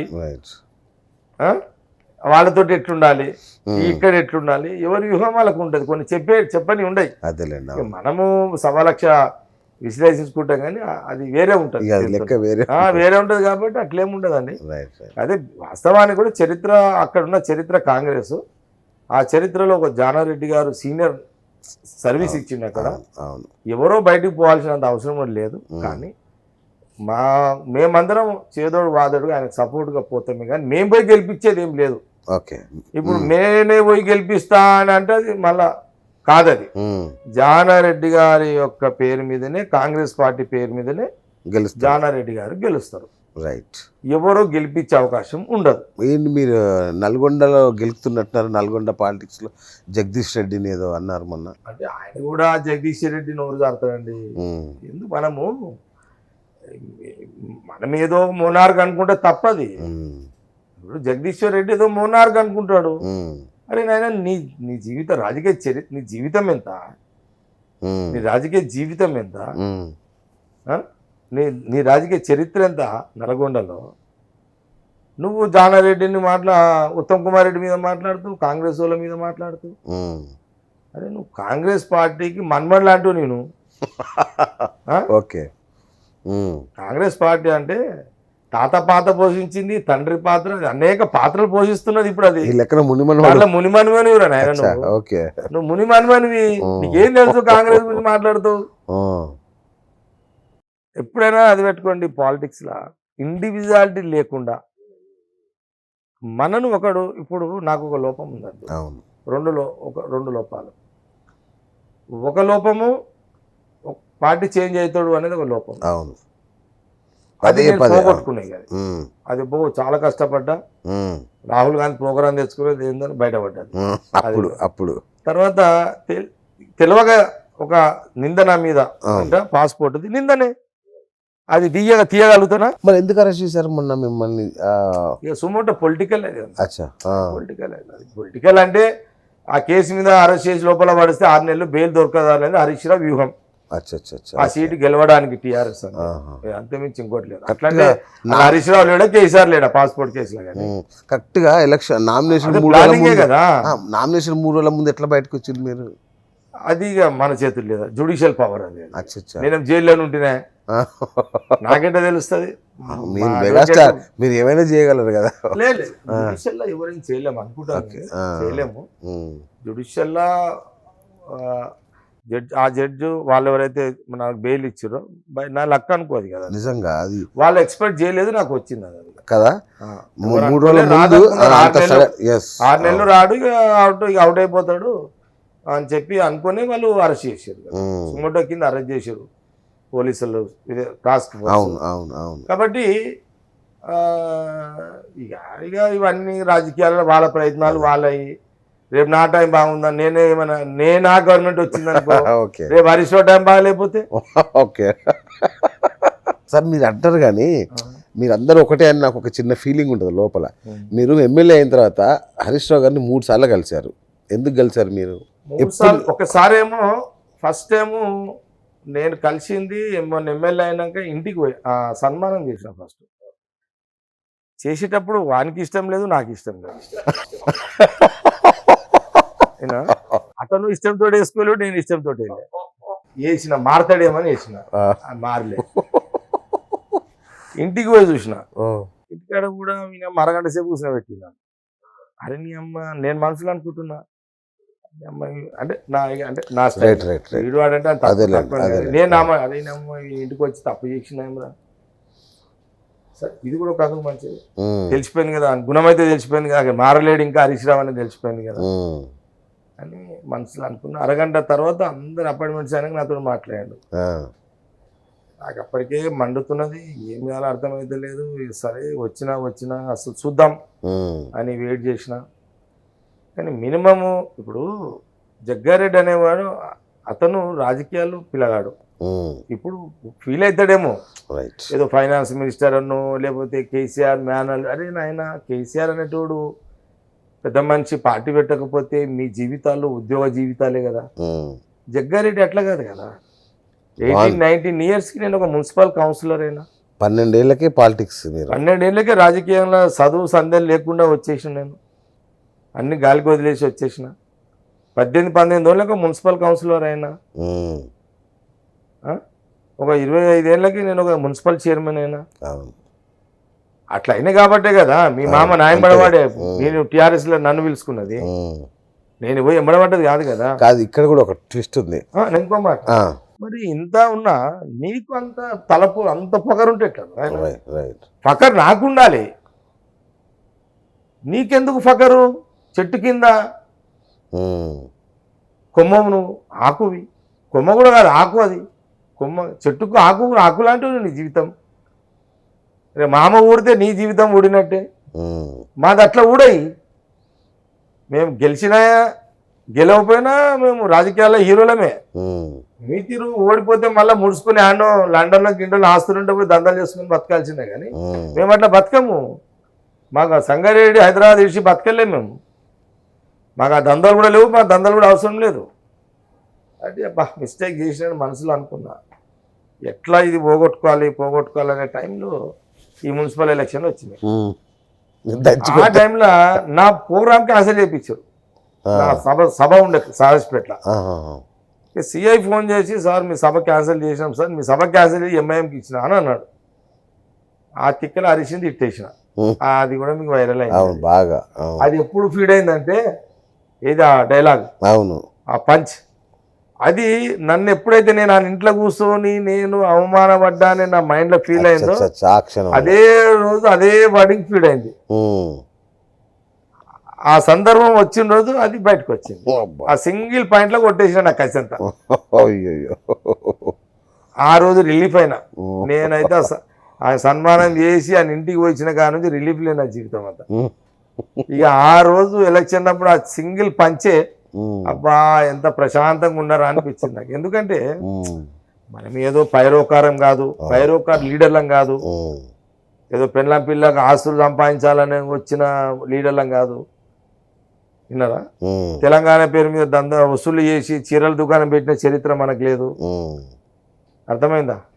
తెలంగాణ పేరు మీద ఉద్యమాల పేరు మీద పైసలు వసూలు చేసి చీరల దందలు పెట్టిన చరిత్ర నాది కాదు. ఏం బాధలు పడ్డా, కష్టాలు పడ్డా, చెడ్డ పేరు రాకుండా, రూపాయి ఇంటికి తీసుకోపోకుండా రాజకీయం చేస్తున్న చరిత్ర నాది. ఏంటి మీకు 100 కోట్ల అప్పు ఉందా? ఇప్పుడు ఇంత అంత ఉందని చెప్పాను కానీ ఉన్నదైతే వాస్తవం. ఓకే.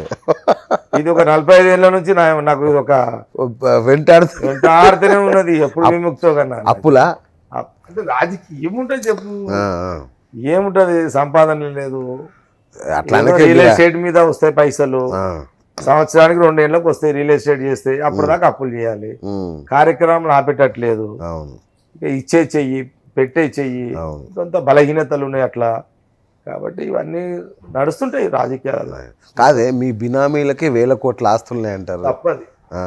ఉంటే ఈ పాటికి హరీష్ రావు అప్పుడే అసలు 4 ఏళ్ళు నేను ఓడిపోయిన 4 years హరీష్ రావు ఒక విజిలెన్స్ ఎస్పీని ఒక ఇంటెలిజెన్స్ ఎస్పీని పెట్టి ఎంక్వైరీ చేయించారు. ఉన్నాయి వాళ్ళు ఎవరి దగ్గర పోయినా ఎవరితేం లేవు, నాతోనేం లేవు, వాంతేం ఉంటాయి. అయినా నేను అన్నా, అరే పిచ్చి ముండ ఉడుకులారా, ఇప్పుడు నేను గుడిసెలో ఉండి బిల్డింగ్ ఎందుకు బయట కడతారా అనుకుందాం. నేను ఇక్కడ గుడిసెలో అంటున్నాను రోజు. ఇప్పుడు 100 కోట్ల బిల్డింగ్ నేను ఊటీలో పెడితే ఏం చేసుకోనికే? అనేటోనికి బుద్ధి లేదు, ఈనేటోనికి బుద్ధి లేదు. అవునా కదా? నేను ఇక్కడ గుడిసెలు ఉండి 100 కోట్ల ఆస్తి ఆడబెట్టి ఏం చేస్తా? ఈయన పెట్టి అనుభవిస్తా కదా. అనుభవించారు ప్రాపర్టీ నాకు ఆడుంటే లాభం. బినామీ ఏం చేసుకుంటావు?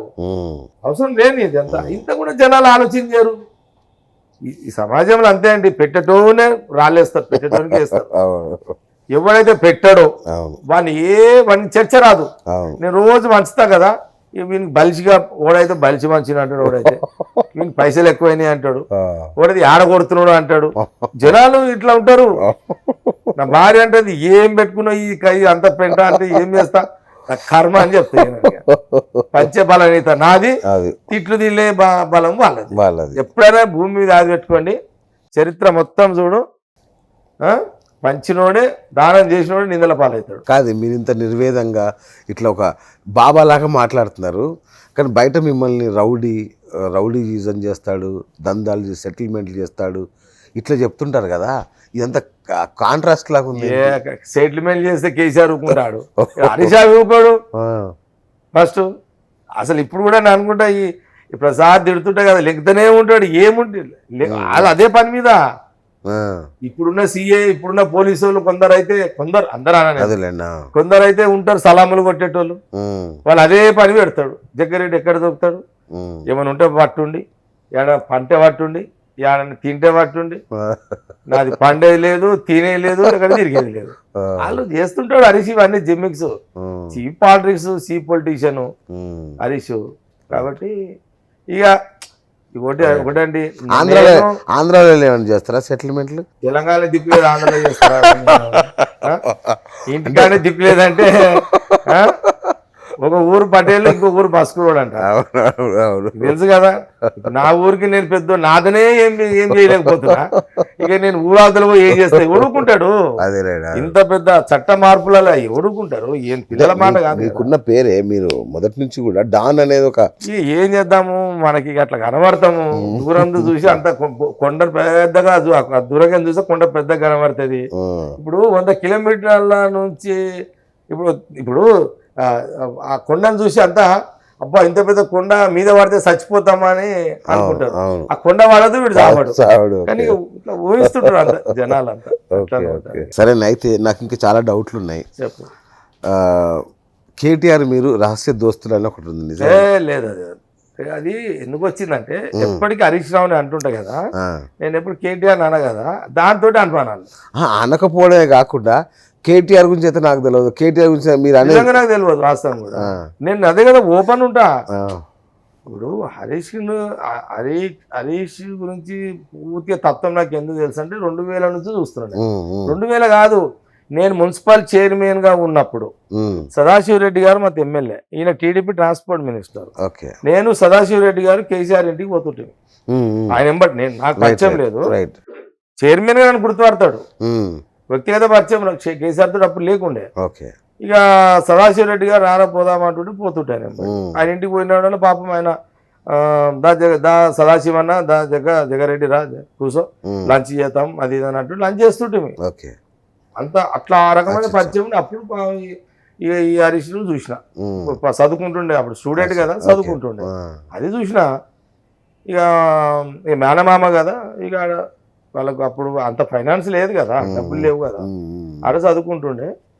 ఇక అప్పుడు కేటీఆర్ లేడు కదా, ఆయన ఎక్కడ ఉన్నాడు, బయట ఉన్నాడు. మాకెట్లా తెలుస్తుంది మరి కేటీఆర్ గురించి?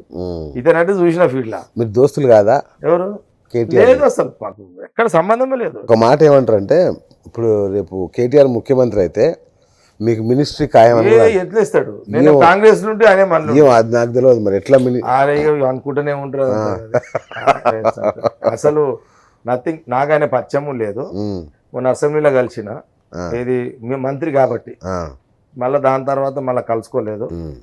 ఇది ఎల్ఆర్ఎస్ అప్పుడు కలిసిన, ఎల్ఆర్ఎస్ విషయంలో కానీ కాన్స్టిట్యున్సీ ఈ 40,000 ప్లాట్లు దాని మీద ఒకసారి అడుగుదామని ట్రై చేసినా కానీ ఇక మళ్ళీ కలిసారట కదా అసెంబ్లీలో స్పీకర్ ముందే కలిసిన, అదే అప్పుడే కలిసిన కాదు. మీరు గెలిచిన 6 నెలల తర్వాత టీఆర్ఎస్ లోకి పోతారని బాగా టాక్ వచ్చింది కదా, ఆ టైంలో మీరు 2-3 సార్లు కేటీఆర్ తో కలిస్తే విజువల్స్ రాకుండా మీకు ఎవడైనా కొట్టేస్తారు.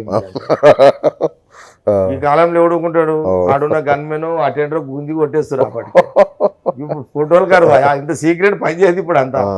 ఎందుకు వెళ్ళలేదు? మీరు వెళ్దామని అనుకున్నారు కదా, నిజం చెప్పండి. సమస్య లేదా? నిజం చెప్పండి. వెళ్ళాలంటే వెళ్తా కదా, నాకు అడ్డమేముంది? అంటే కొంచెం ప్రెషర్ ఫీల్ అయిపోయి, అంటే ఈ హామీలన్నీ ఎట్లా మరి అని. అసలు నథింగ్. అసలు నేను 3 సీఎంలను తీసుకొచ్చి బ్రహ్మాండంగా చేసిన. అవును, అదైతే చరిత్ర ఎవరు మార్చలేరు. పబ్లిక్ తప్పే పట్టదు అట్లా, నథింగ్. అది లేదు. మరి ఎట్లా అది ఎందుకు వచ్చింది, ఎందుకు ఆగింది? ఒకటి ఎందుకు జరిగిందంటే, అటువైపు నుండి కేటీఆర్కి సంబంధం ఉందో నాకు తెలియదు కానీ, అక్కడ వైపు నుండి అయితే ఒక ప్రయత్నం జరిగింది, అది ప్రచారంలోకి వచ్చింది. ఇది సెకండ్ క్యాడర్లో ప్రయత్నం జరిగింది, అది ప్రచారంలోకి వచ్చింది. అంతే తప్పితే నేను ప్రయత్నం చేయాలని కానీ కేటీఆర్ తోటి కూర్చొని మంతనాలు కానీ ఈ సబ్జెక్ట్ కాదు. రైట్. ఒకవేళ ఆయన అట్లేమని ఉన్నా కూడా అది చెప్పనీకి రాదు. కానీ ఈ మధ్యలో జరిగిందంతా ప్రచారమే. ఓకే, అది లేదు. అది ఎందుకు లేదు అంటే, జగ్గారెడ్డి అసంటోని తీసుకున్నా డేంజరే. ఎందుకు డేంజర్ అంటే, నేనేమో ఫుల్ పబ్లిక్లో దిగుతా, నాకు ఉన్నట్టు మాట్లాడాలి అలవాటు. ఏదైనా పని కాలేదనుకో నేను చక్కగా మీడియా ముందుకు వచ్చేస్తా. ఇప్పుడు నా సుంటోని పక్కగా పెట్టుకుంటాడు ఎవడన్నా? ఆయన మీరు పాత కాపే కదా, ఎంత కాపీ అయినా నేను ఈ పనుల విషయంలో అయ్యా కినా నేను. ఇప్పుడు నాదేం ఒక మాట, నేను పోయిన్నే అనుకో టీఆర్ఎస్లో, నాకు 40,000 ప్లాట్లు ఇవ్వాలి ఇమీడియట్లీ. ఎగ్జాక్ట్లీ ఇదే డిమాండ్ మీరు పెట్టారు, అనేది. అవును, ఇస్తారా? ఇవ్వలేదు. నేను ఒక 2,000 కోట్లు కావాలంట. ఇది కూడా విన్నా. ఇస్తారా? ఈ 2 డిమాండ్లు మీరు పెట్టారు. ఇదే కదా, ఈ 2 లేకుండా ఎక్కడన్నా అవకాశం ఉంటుందా? 2,000 ఇక మంత్రి అంటావా? ఇప్పుడున్న మంత్రులు ఎందుకంటే, నేను మా దగ్గర మా జిల్లాల మంత్రులు ఉండే, డిప్యూటీ సీఎం దామోదర్ ఉండే, గీతారెడ్డి మేడం ఉండే.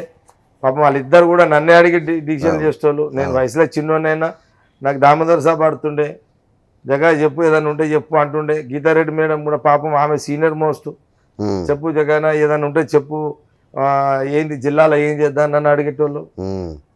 నాకు ఇంకేం కావాలి, ఒక 2 మంత్రులు, ఒక డిప్యూటీ. ఇక సీఎంలు అంటావా, నేను ఆడనే పోయి డిన్నర్ చేస్తుంటే ఆడనే కూర్చుంటుంటే షాడో సీఎం మీరు. నాకు అంతకంటే పవర్ ఏం చూస్తా ఇడా? నేను ఇప్పుడున్న 2 గన్మేలనే పెట్టుకోను.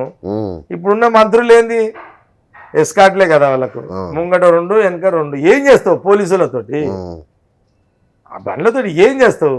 ముంగట 2 కుయ్యి అంటే వెనక 2 కుయ్యి అంటే పవరా లేదు, ఏం చేసుకుంటావు అది? అందుకే నాకు అసలు అవి కేరే చేయను నేను అదంతా. విన్నారా? ఓకే. అయితే కాబట్టి నేను అందుకే అన్నా, 2 డిమాండ్లు నెరవేర్చరు అన్నారు వాళ్ళు. అనలే, నేను ఏమంటున్నానంటే నెరవేర్చలేదు అని అనలే నేను. నాకు ఈ 2 మెయిన్ కదా. ఈ 2 నేను ఒకవేళ పోవాలనుకున్నా ఈ 2 ముందు పెడతా. ఈ 2 వాళ్ళు చేస్తారా? అదే అంటే ఎందుకు చేయరు? నాకు చేస్తే రాష్ట్రం అంతా చేయాలి, వాళ్ళు చేయాలి. ఎందుకు రా? అచ్చా, నాకు ఒకవేళ అనుకుందాం, మీకు మీ అనుమానాన్ని, అవును భయ్ మీకు అనుమానం వచ్చింది, మీ అనుమానం ప్రకారమే అనుకుందాం. ఆ 2 చేస్తా నువ్వైతే ముందర రా అన్నారు అనుకో, అవును సరే నేను నాకు అంతా తెలుసు, వాళ్ళకి అంతా తెలుసు, నాకు తెలియదు కాదు కదా. అవును సరే అనుకో, నీ అనుమానమే అనుకో, కొద్దిసేపు అవును నీ అనుమానం. అవును పోయి వాళ్ళు పిలిచి నాకు ఈ 2 ఇస్తా అన్నారు, పోయిన అనుకో, నెల ఆగుతా, 2 నెలలు ఆగుతా, 3 నెలలు ఆగుతా, 6 నెలలు ఆగుతా. 6 నెలల తర్వాత తీయలేదు అనుకో, నేనేం చేస్తా అప్పుడు? లొల్లి లొల్లి లొల్లి చేస్తా. వాళ్ళకి అవసరం అది.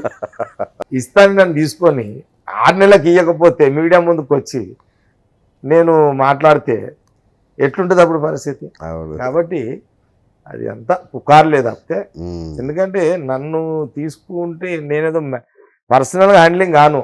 ఓకే ఏదో అన్న నీకు ఒక 50 ఇస్తా, 100 ఇస్తా, ఇంటికి తీసుకుపో అంటే కాను. ఉమ్, అది పని చేయదు నా దగ్గర. అది ఉమ్, వాడు 100 కోట్లు ఇస్తానా పని చేయదు, 200 ఇస్తున్నా పని చేయదు. బాబా విన్నావా? పబ్లిక్ ఇష్యూ మీద ఎవరైనా మాట్లాడితే అప్పుడు ఏదైనా ఆలోచన వేరు, కానీ అదేలేనా. ఇవన్నీ నేను కేర్ చేయలేను. మీకు రాజకీయ గురువు ఎవరే మీకు? రాజకీయ గురువు నాకు నేనే, ఆ, అంతే కదా. ఉమ్, 18 ఏళ్ళకు కౌన్సిలర్ అంటే నేనే క్యాండిడేట్, నేనే గురువు. ఆ, అప్పుడు ఎవరు గురువులు? అప్పుడు ఎవరు లేరు. ఎవరు ఉంటుంది ఇక? ఆ, నా తల్లి కష్టం, నా తండ్రి పేరు, ఉమ్, ఈ రెండే ఇక. నా తండ్రి పేరు, నా తల్లి కష్టం, కష్టం. వీళ్ళిద్దరు మెయిన్. ఇక తర్వాత నా నిర్ణయము, ఉమ్, నా మనసు, నా గురువు నా మనసే, ఉమ్, నా వ్యూహాలు నా మనసే. ఉమ్, ఎవరు అందరు చెప్పినా ఇంట, ఉమ్, అందులో అవసరం ఉన్నాయి వాడతా, ఉమ్, అవసరం లేని మళ్ళీ ఎప్పుడైనా పనికొస్తే ఏమని పక్కకి పెడతా. ఉమ్, ఎవరిని కూడా అట్లా తక్కువ వేసుకోను. అదేలే. 100 మందిలో 100 మాటలు వచ్చినాయి అంటే అందులో 1, 2, 3, 10 ఉపయోగపడేవి ఉంటాయి. ఉమ్, ఫస్ట్ ఫేజ్లో ఎన్ని ఉపయోగపడతాయి, సెకండ్ ఫేజ్లో ఎన్ని ఉపయోగపడతాయి అనేది తీసుకుంటా. ఉమ్, సమయాన్ని సందర్భం బట్టి వ్యూహం రాజకీయం చేస్తా. కాబట్టి నాది అంతే, ఒకటి సింపుల్గా అదేలేనా. నా తండ్రి పేరు, తల్లి కష్టము, నా పోరాటం. అంటే సమాజం మీద కసితో నేను ఈ స్థాయికి వచ్చానని ఒక మాట అన్నారు. ఏంటి ఆ కసి మీకు? అంటే ఇంకా చాలా టైం ఉంది. అది చెప్పు పర్లేదు. లేదు, చాలా సమయం ఉంది. అది చెప్పాలనుకున్నాడు మీకే చెప్తా. అవునా? చాలా పెద్ద కథ ఉంది అది. అవునా? అది ఆ టైం ఇంకా రాలే. అవునా?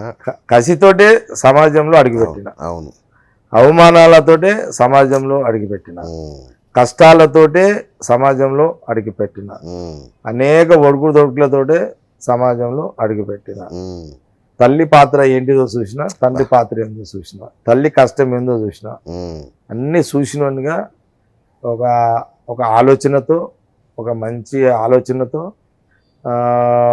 ఒక కసితో, ఈ అనేక అవమానాలతో, అవును, కష్టాలతో, అవును, అంశాలతో కూడుకున్న జీవితం నుంచి అవును.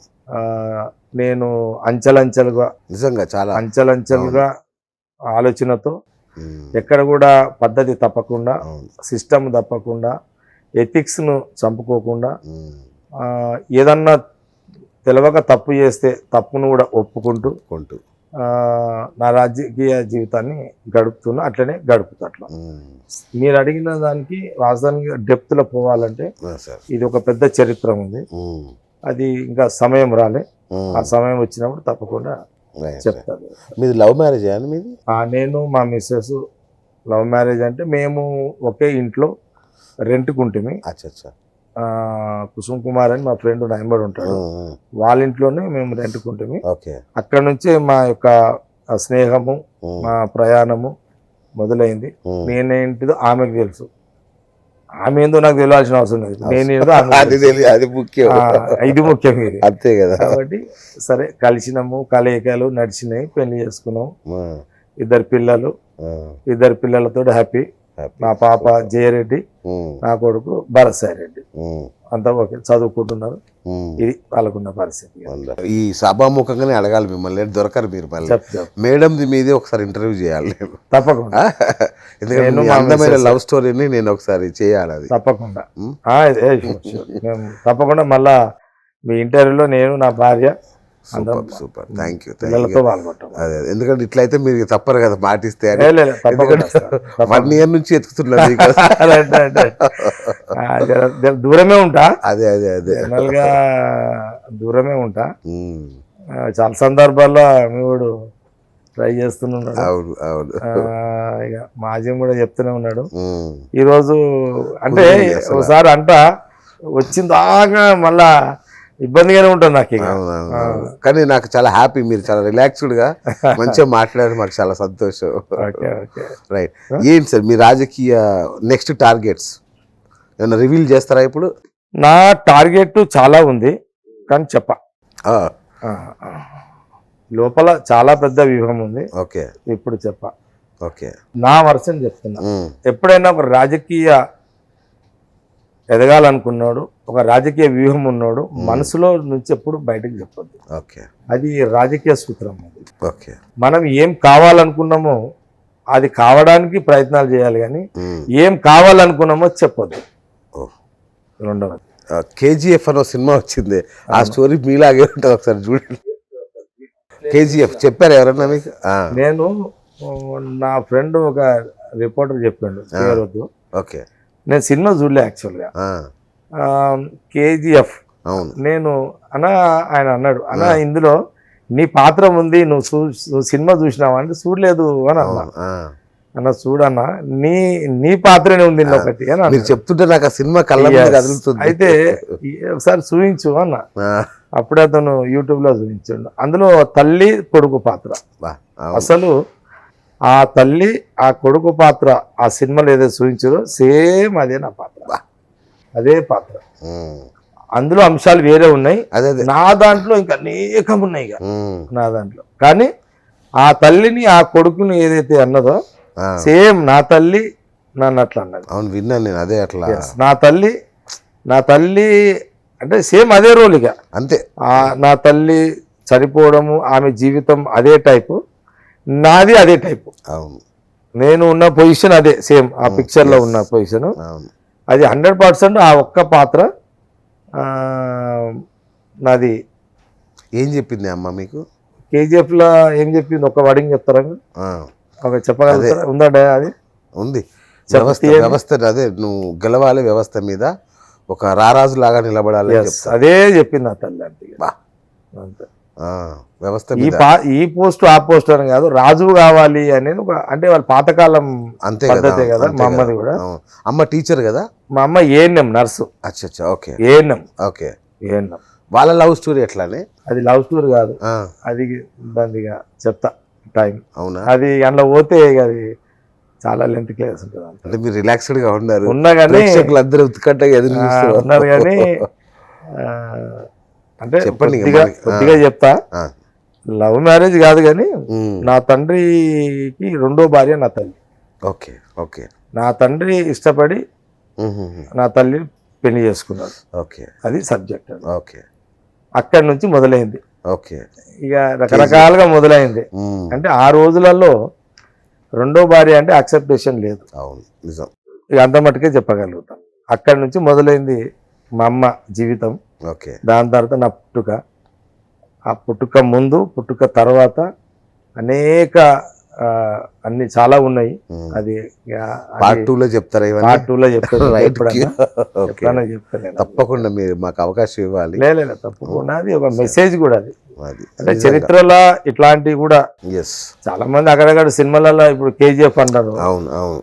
ఆ పాత్ర కూడా ఎక్కడనో జరిగిందే ఉంటది. అంతే కదా. అప్పట్లో ఒక డైరెక్టర్ అంత పెద్ద అంశాన్ని సింగిల్ తీయలేడు, దానికి ఇంకా యాడ్ చేయొచ్చు. తల్లి కొడుకుని ఆ కేజీఎఫ్ ఆ పాత్ర, దాని తర్వాత ఎన్నో యాడ్ చేసుకోవచ్చు, కానీ ఆ పాత్రని యాడ్ చేయలేడు. బహుశా డైరెక్టర్ అది ఎక్కడో చూసి ఉంటాడు, అనుభవించి ఉంటాడు, ఏదో జరిగి అదేదో ఉంటది, కొద్దిగా తేడా అటు ఇటే ఉంటది కానీ అంతే. కానీ అది అలాంటి చరిత్రలు భూమి మీద ఉన్నాయి, చూసాం మనం. ఎన్ని ఉన్నాయి ఉన్నో దాంట్లో నేను ఒక ఎగ్జాంపుల్ మీకు అట్లా. గ్రేట్. తప్పకుండా. కాబట్టి ఆ టైం వచ్చినప్పుడు తప్పకుండా అది చెప్తాను. Thank you. చాలా విలువైన సమయం ఇచ్చారు మాకు. సో మీ ఆశలు నెరవేరాలి, మీ అమ్మ ఆశ నెరవేరాలి ఫస్ట్. అంతే. Thank you so much. అందుకే నా ప్రయత్నం ఏంటంటే, నా తల్లి ఆశయము, నా తల్లి అంటే ఇప్పుడు నా నెక్స్ట్ స్టెప్ ఏంటంటే, నేను అంచెలంచెలు రాజకీయంగా ఎంత ఎదుగుతానో అంతగా నా తల్లి వెలుగులోకి వస్తుంది. అంటే నా తల్లి పేరు వెలుగులోకి వస్తుంది. అంటే ఒక తల్లి పాత్ర ఎట్లుంటుంది, అందరి కొడుకులకు తల్లి పాత్ర ఉంటుంది. ప్రతి కొడుకుకి ఒక తల్లి కారణం విజయానికి. తండ్రి బాధ్యత వహిస్తాడు. ఓకే. మనమంతా మొగోళ్ళమే. అవును. బాధ్యత ఏంటంటే తండ్రి కేవలము బాధ్యతనే తీసుకుంటాడు, తల్లి బరువు మోస్తుంది. ఏ తల్లి అయినా, ఈ తల్లి అయినా నా ప్రతి కన్న కొడుకు తల్లి బరువు మోస్తుంది. డిఫరెంట్స్ ఉంటాయి. అంతే.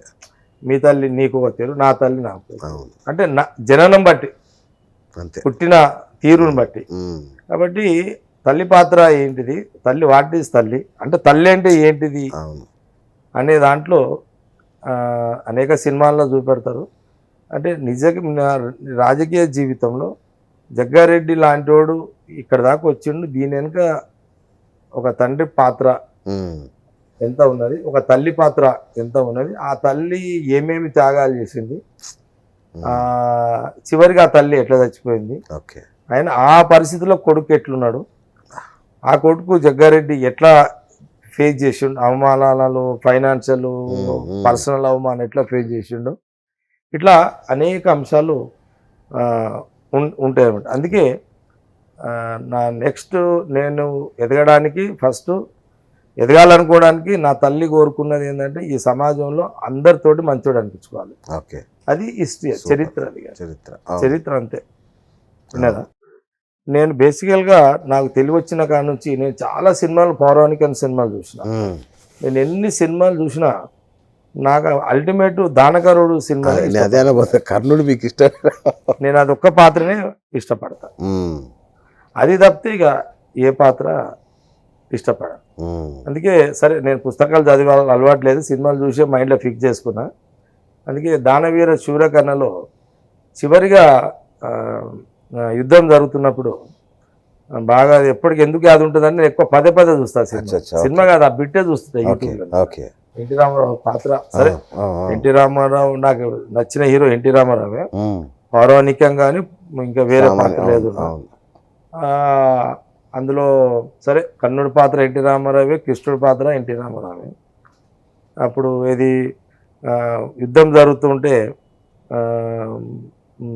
శ్రీకృష్ణుడు డైరెక్షన్ ఇస్తుంటే అర్జునుడు బాణం ఏమంటే అర్జునుడు వేసినప్పుడు బాణం వేస్తే కర్ణుడికి బాణం దిగినప్పుడు అర్జునుడు అంటాడు కదా, నీచుడు దుర్మార్గుడు చనిపోయింది బావ అంటే, అప్పుడు ఏమంటాడు శ్రీకృష్ణుడు, తప్పు అర్జున, అతను దుర్మార్గుడు కాదు, మహానుభావుడు.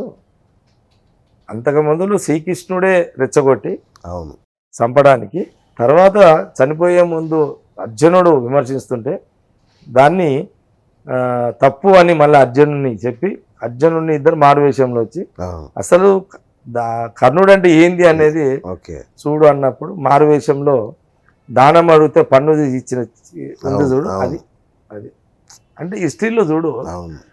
ఎంతోమంది రాజులు ఎంతోమంది పోయారు ఈ భూమి మీదకి, కానీ ఆనాటి నుంచి అది ఎంత నిజము ఎంత అబద్ధం మనకు తెలియదు.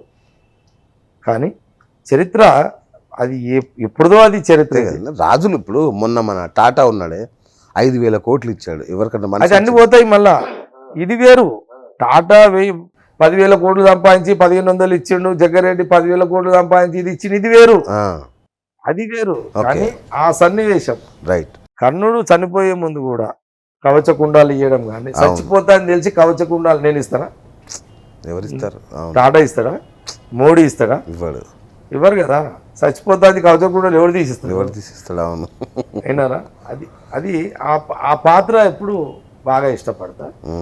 అందుకే నేను సరే నేను ఆ సినిమాలో కూడా దుర్యోధనుంది కూడా బాగా ఇష్టపడతా పాత్ర. ఎవరిది? ఎన్టీ రామారావు. నిజంగా దుర్యోధనుడు అంటే చేసిండే నాకు తెలియదు పాత్ర, ఇంకా మనం చూసిన. కానీ ఆ పాత్రకు మట్టుకైతే ఆ దుర్యోధనుడు అనే ఒక దుర్మార్గ అంటే ఒక అదృష్ట పాత్ర, అదృష్ట పాత్రని ఒక దాని ఎట్లా రాజుని ఆయనకు ఆ దుర్యోధనుడికి నేను చాలా అబ్జర్వ్ చేసిన అంటే ఎన్టీ రామారావు స్టైల్లో ఆయన ఒక మాట తీరు. అవును, ఆడ హీరోని చేసిండు. మయసభ సీన్ లో కూడా కాదు, లాస్ట్ సీన్ లో దుర్యోధనుడు చనిపోయే ముందు ధర్మరాజు దుర్యోధన బయటికి రా, నువ్వు మడుగులోంచి బయటికి రా, నీ రాజ్యం నీకు ఇస్తా అంటే ఆ కోపంలో బయటకు వస్తాడు. ఆ? అరే నువ్వారా నాకు ఇచ్చేదని వస్తాడు బయట. అచ్చా ఓకే వచ్చినాక ఏమంటాడు, దుర్యోధన మరి నీ రాజ్యం నీకు ఇచ్చేస్తా, కాంప్రమైజ్ అయిపోదామంటే ఏమంటాడు అప్పుడు దుర్యోధను పాత్రలో ఎన్టీ రామారావు, నేను అనుభవించిన రాజ్యాన్ని నువ్వేంద్ర నాకు ఇచ్చేది పోరా అని అంటాడు.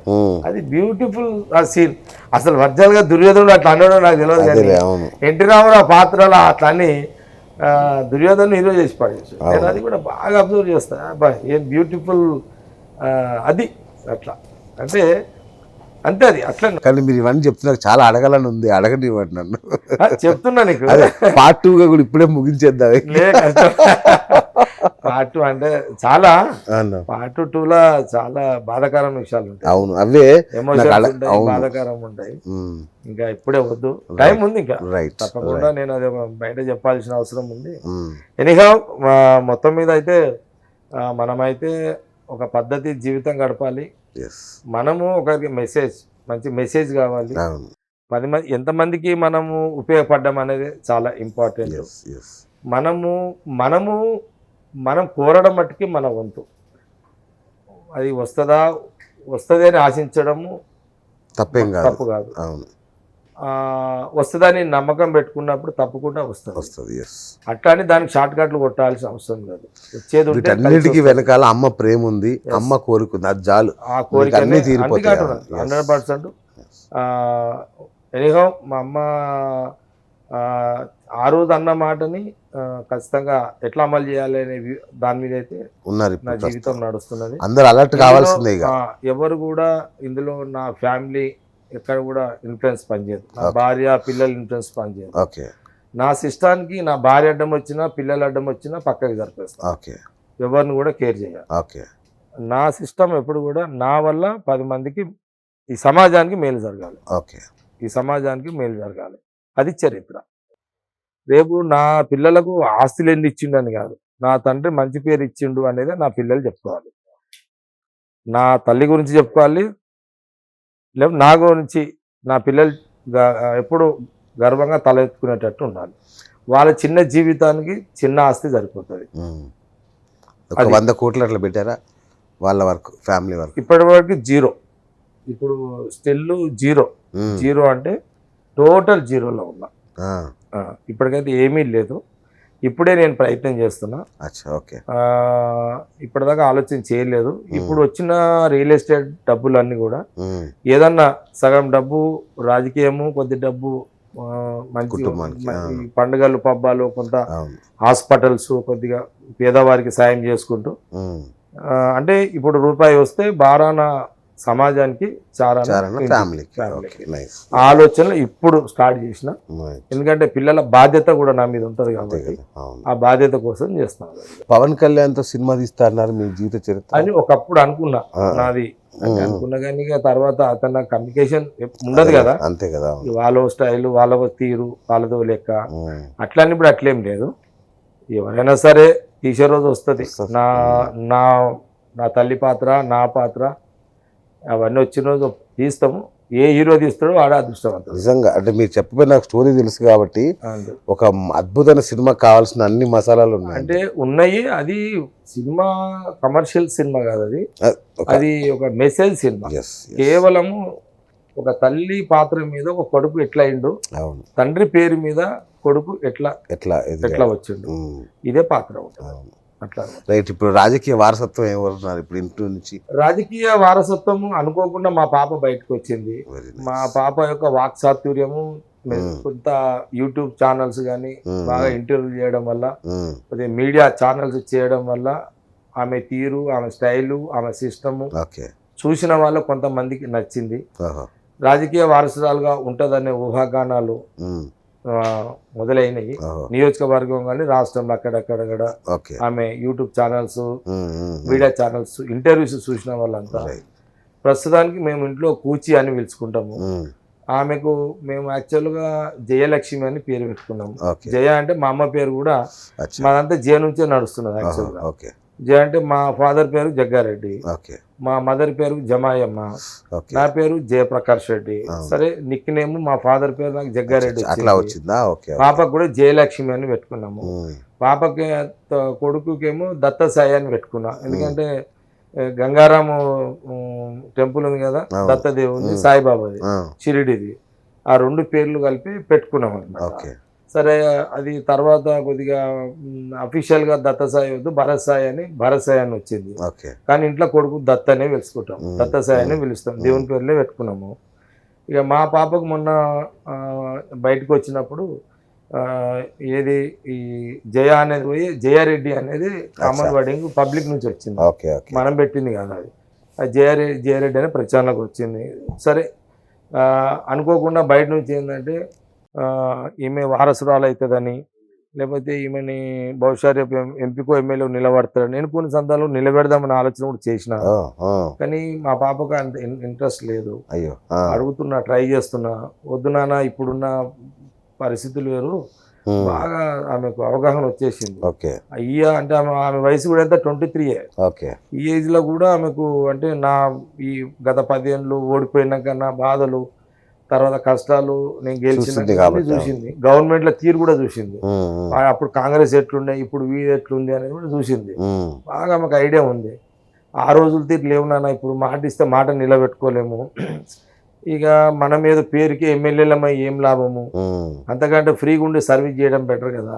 మన ఎవడు విమర్శించాడు కూడా, ఫ్రీగా సర్వీస్ చేస్తే ఎవడు విమర్శిస్తాడు. ఇప్పుడు పోస్ట్ మీద ఎక్కుతాము, ఒక పని అయితే ఒక పని కాదు, ఒక పని మెచ్చుకుంటాడు, ఒక పని కాదు తిడతాడు. మనకంత టెన్షన్ అవసరమా నాన్న, ఎందుకు హ్యాపీగా ఇట్లా ఉందాము, సర్వీస్ చేద్దాము. చాలా పెద్ద వ్యూహం ఇది, మామూలుగా ఇప్పుడు మీరే ఆలోచనలో చేంజ్ చేసుకుని నాకంటే ఇప్పుడు ఆమె నేను చేద్దాం అనుకుంటే ఆమె నన్ను చేంజ్ చేస్తున్నది ఈ మధ్యలో. ఇప్పుడు ఇక 2-3 రోజులకి నన్ను అంటుంటది, ఇక ఈసారి ఇక నువ్వు పోటీ చేయకు, నువ్వు ఈసారి వేరే మన కాంగ్రెస్ వేరే వాళ్ళని పెడదాము, వద్దు నాన్న ఇక సార్ ఇది ఒక్కసారి బ్రేక్ మళ్ళీ తర్వాత చూద్దామని ఎంబడబడ్డది. అంటే కాదనుకుంటే పార్టీకి ఫుల్ టైం ఇస్తాము. నేను నువ్వు ఫ్యామిలీ అంతా ఎట్లా మనం ఎట్లా దందాలు చేయము, సరే ఎట్లా బతికేది ఉంటే అట్లా బతుకుతాము, ఫుల్ టైం పార్టీకి ఇస్తాము. ఈసారి క్యాండిడేట్ వేరే పెడదాం అనేది కొత్త చర్చ మా పాప స్టార్ట్ చేసింది. అది ఏమవుతుందో రెవల్యూషనరీ చర్చ ఇది, చూడాలి ఏమవుతుందో చూడాలి. ఎందుకంటే ఇప్పుడున్న జనరేషన్లో అలాంటి ఒక సిద్ధాంతంతో కూడుకున్న ఒక పద్ధతితో కూడుకున్న వారసత్వము పాప మా బాబుగా దూరం ఉంటాడు కాబట్టి అట్లా ఉన్నప్పుడు నేను కూడా యాక్సెప్టేషన్ ఆలోచన చేయాలి, ఈజీగా కొట్టేయద్దు. ఒకసారి గట్టిగా వాదిస్తుంది ఆమె. ఇప్పుడు ఆమె ఎక్కడో ఒక రోడ్ వేస్తాను మాట ఇచ్చింది ఎలక్షన్ అప్పుడు, ఇప్పుడు ఫోన్ చేస్తే ఆ రోడ్ ఏమైందని అడుగుతుంది ఫస్ట్ నన్ను, అంతేగా దానికి ఫండ్స్ లేవు. లాస్ట్కి ఏదైనా చేయనా లేదంటే ఇన్ని ఖర్చు పెడతావు కదా, నేను అది ఒక్క రోడ్ అన్న నేను మాట ఇచ్చిన ఒక విలేజ్కి ఇచ్చింది, ఆ ఒక్క రోడ్ అన్ని సొంత పైసలు పెట్టాను ఆడికించాలని చెయ్యి, ఇన్ని పండుగలు చేస్తావు కదా నా మాట నిలబెట్టి ఆ ఒక్క రోడ్ అనేది చెయ్యి. అట్లనే నేను సదాశివపేటలో చాలా మంది పేదోళ్ళు ఆమె ప్రచారం ఇప్పుడు చూసింది కదా, అవన్నీ మైండ్లోకి వస్తున్నాయి. నాకు ఒక ఎట్లా చేసి ₹1,00,00,000 నేను వాళ్ళ ఇండాలకు పోయి, అంటే ఆమె ఒక 100 మంది దాకా ఫీడ్ అయ్యారు ఆమెకు, ఓన్లీ సాసిపేటంలో. నేను ఒక్కొక్క ఇంటికి పోయి ₹1,00,000 ఇచ్చి వస్తా, ఇప్పటికే 2 ఏళ్ళు అయిపోయింది, నా మాట పోయింది.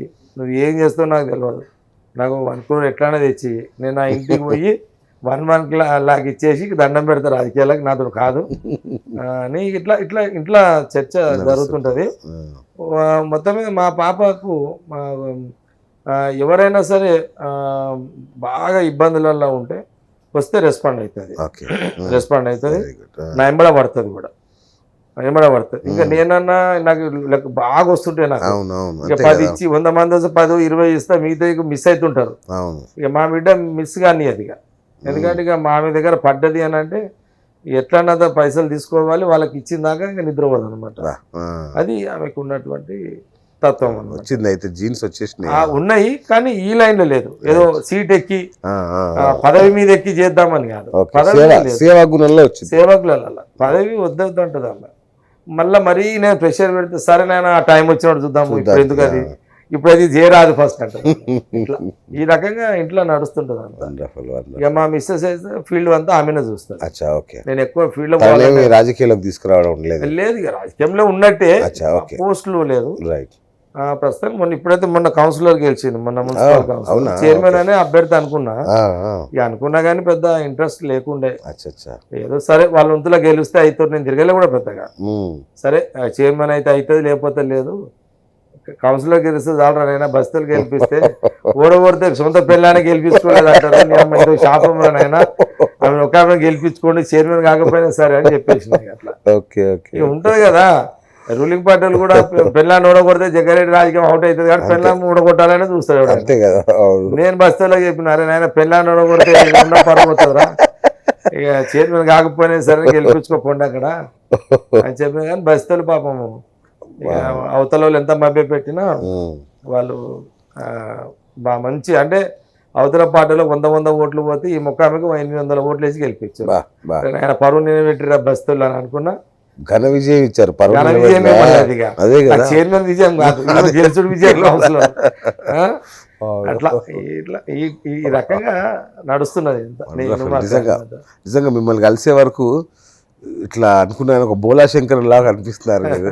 చక్కగా అంటే కల్మషం లేని మీ మాట తీరుగానే అద్భుతం. నిజంగా మీకు ఫ్యాన్ అయిపోయాను నేను. Thank you sir, thank you. So విన్నారు కదా, ఈ అద్భుతమైన ఇంటర్వ్యూ చూశారు కదా. సో ఇది ఇవాళ BS talk show. Keep watching top Telugu TV.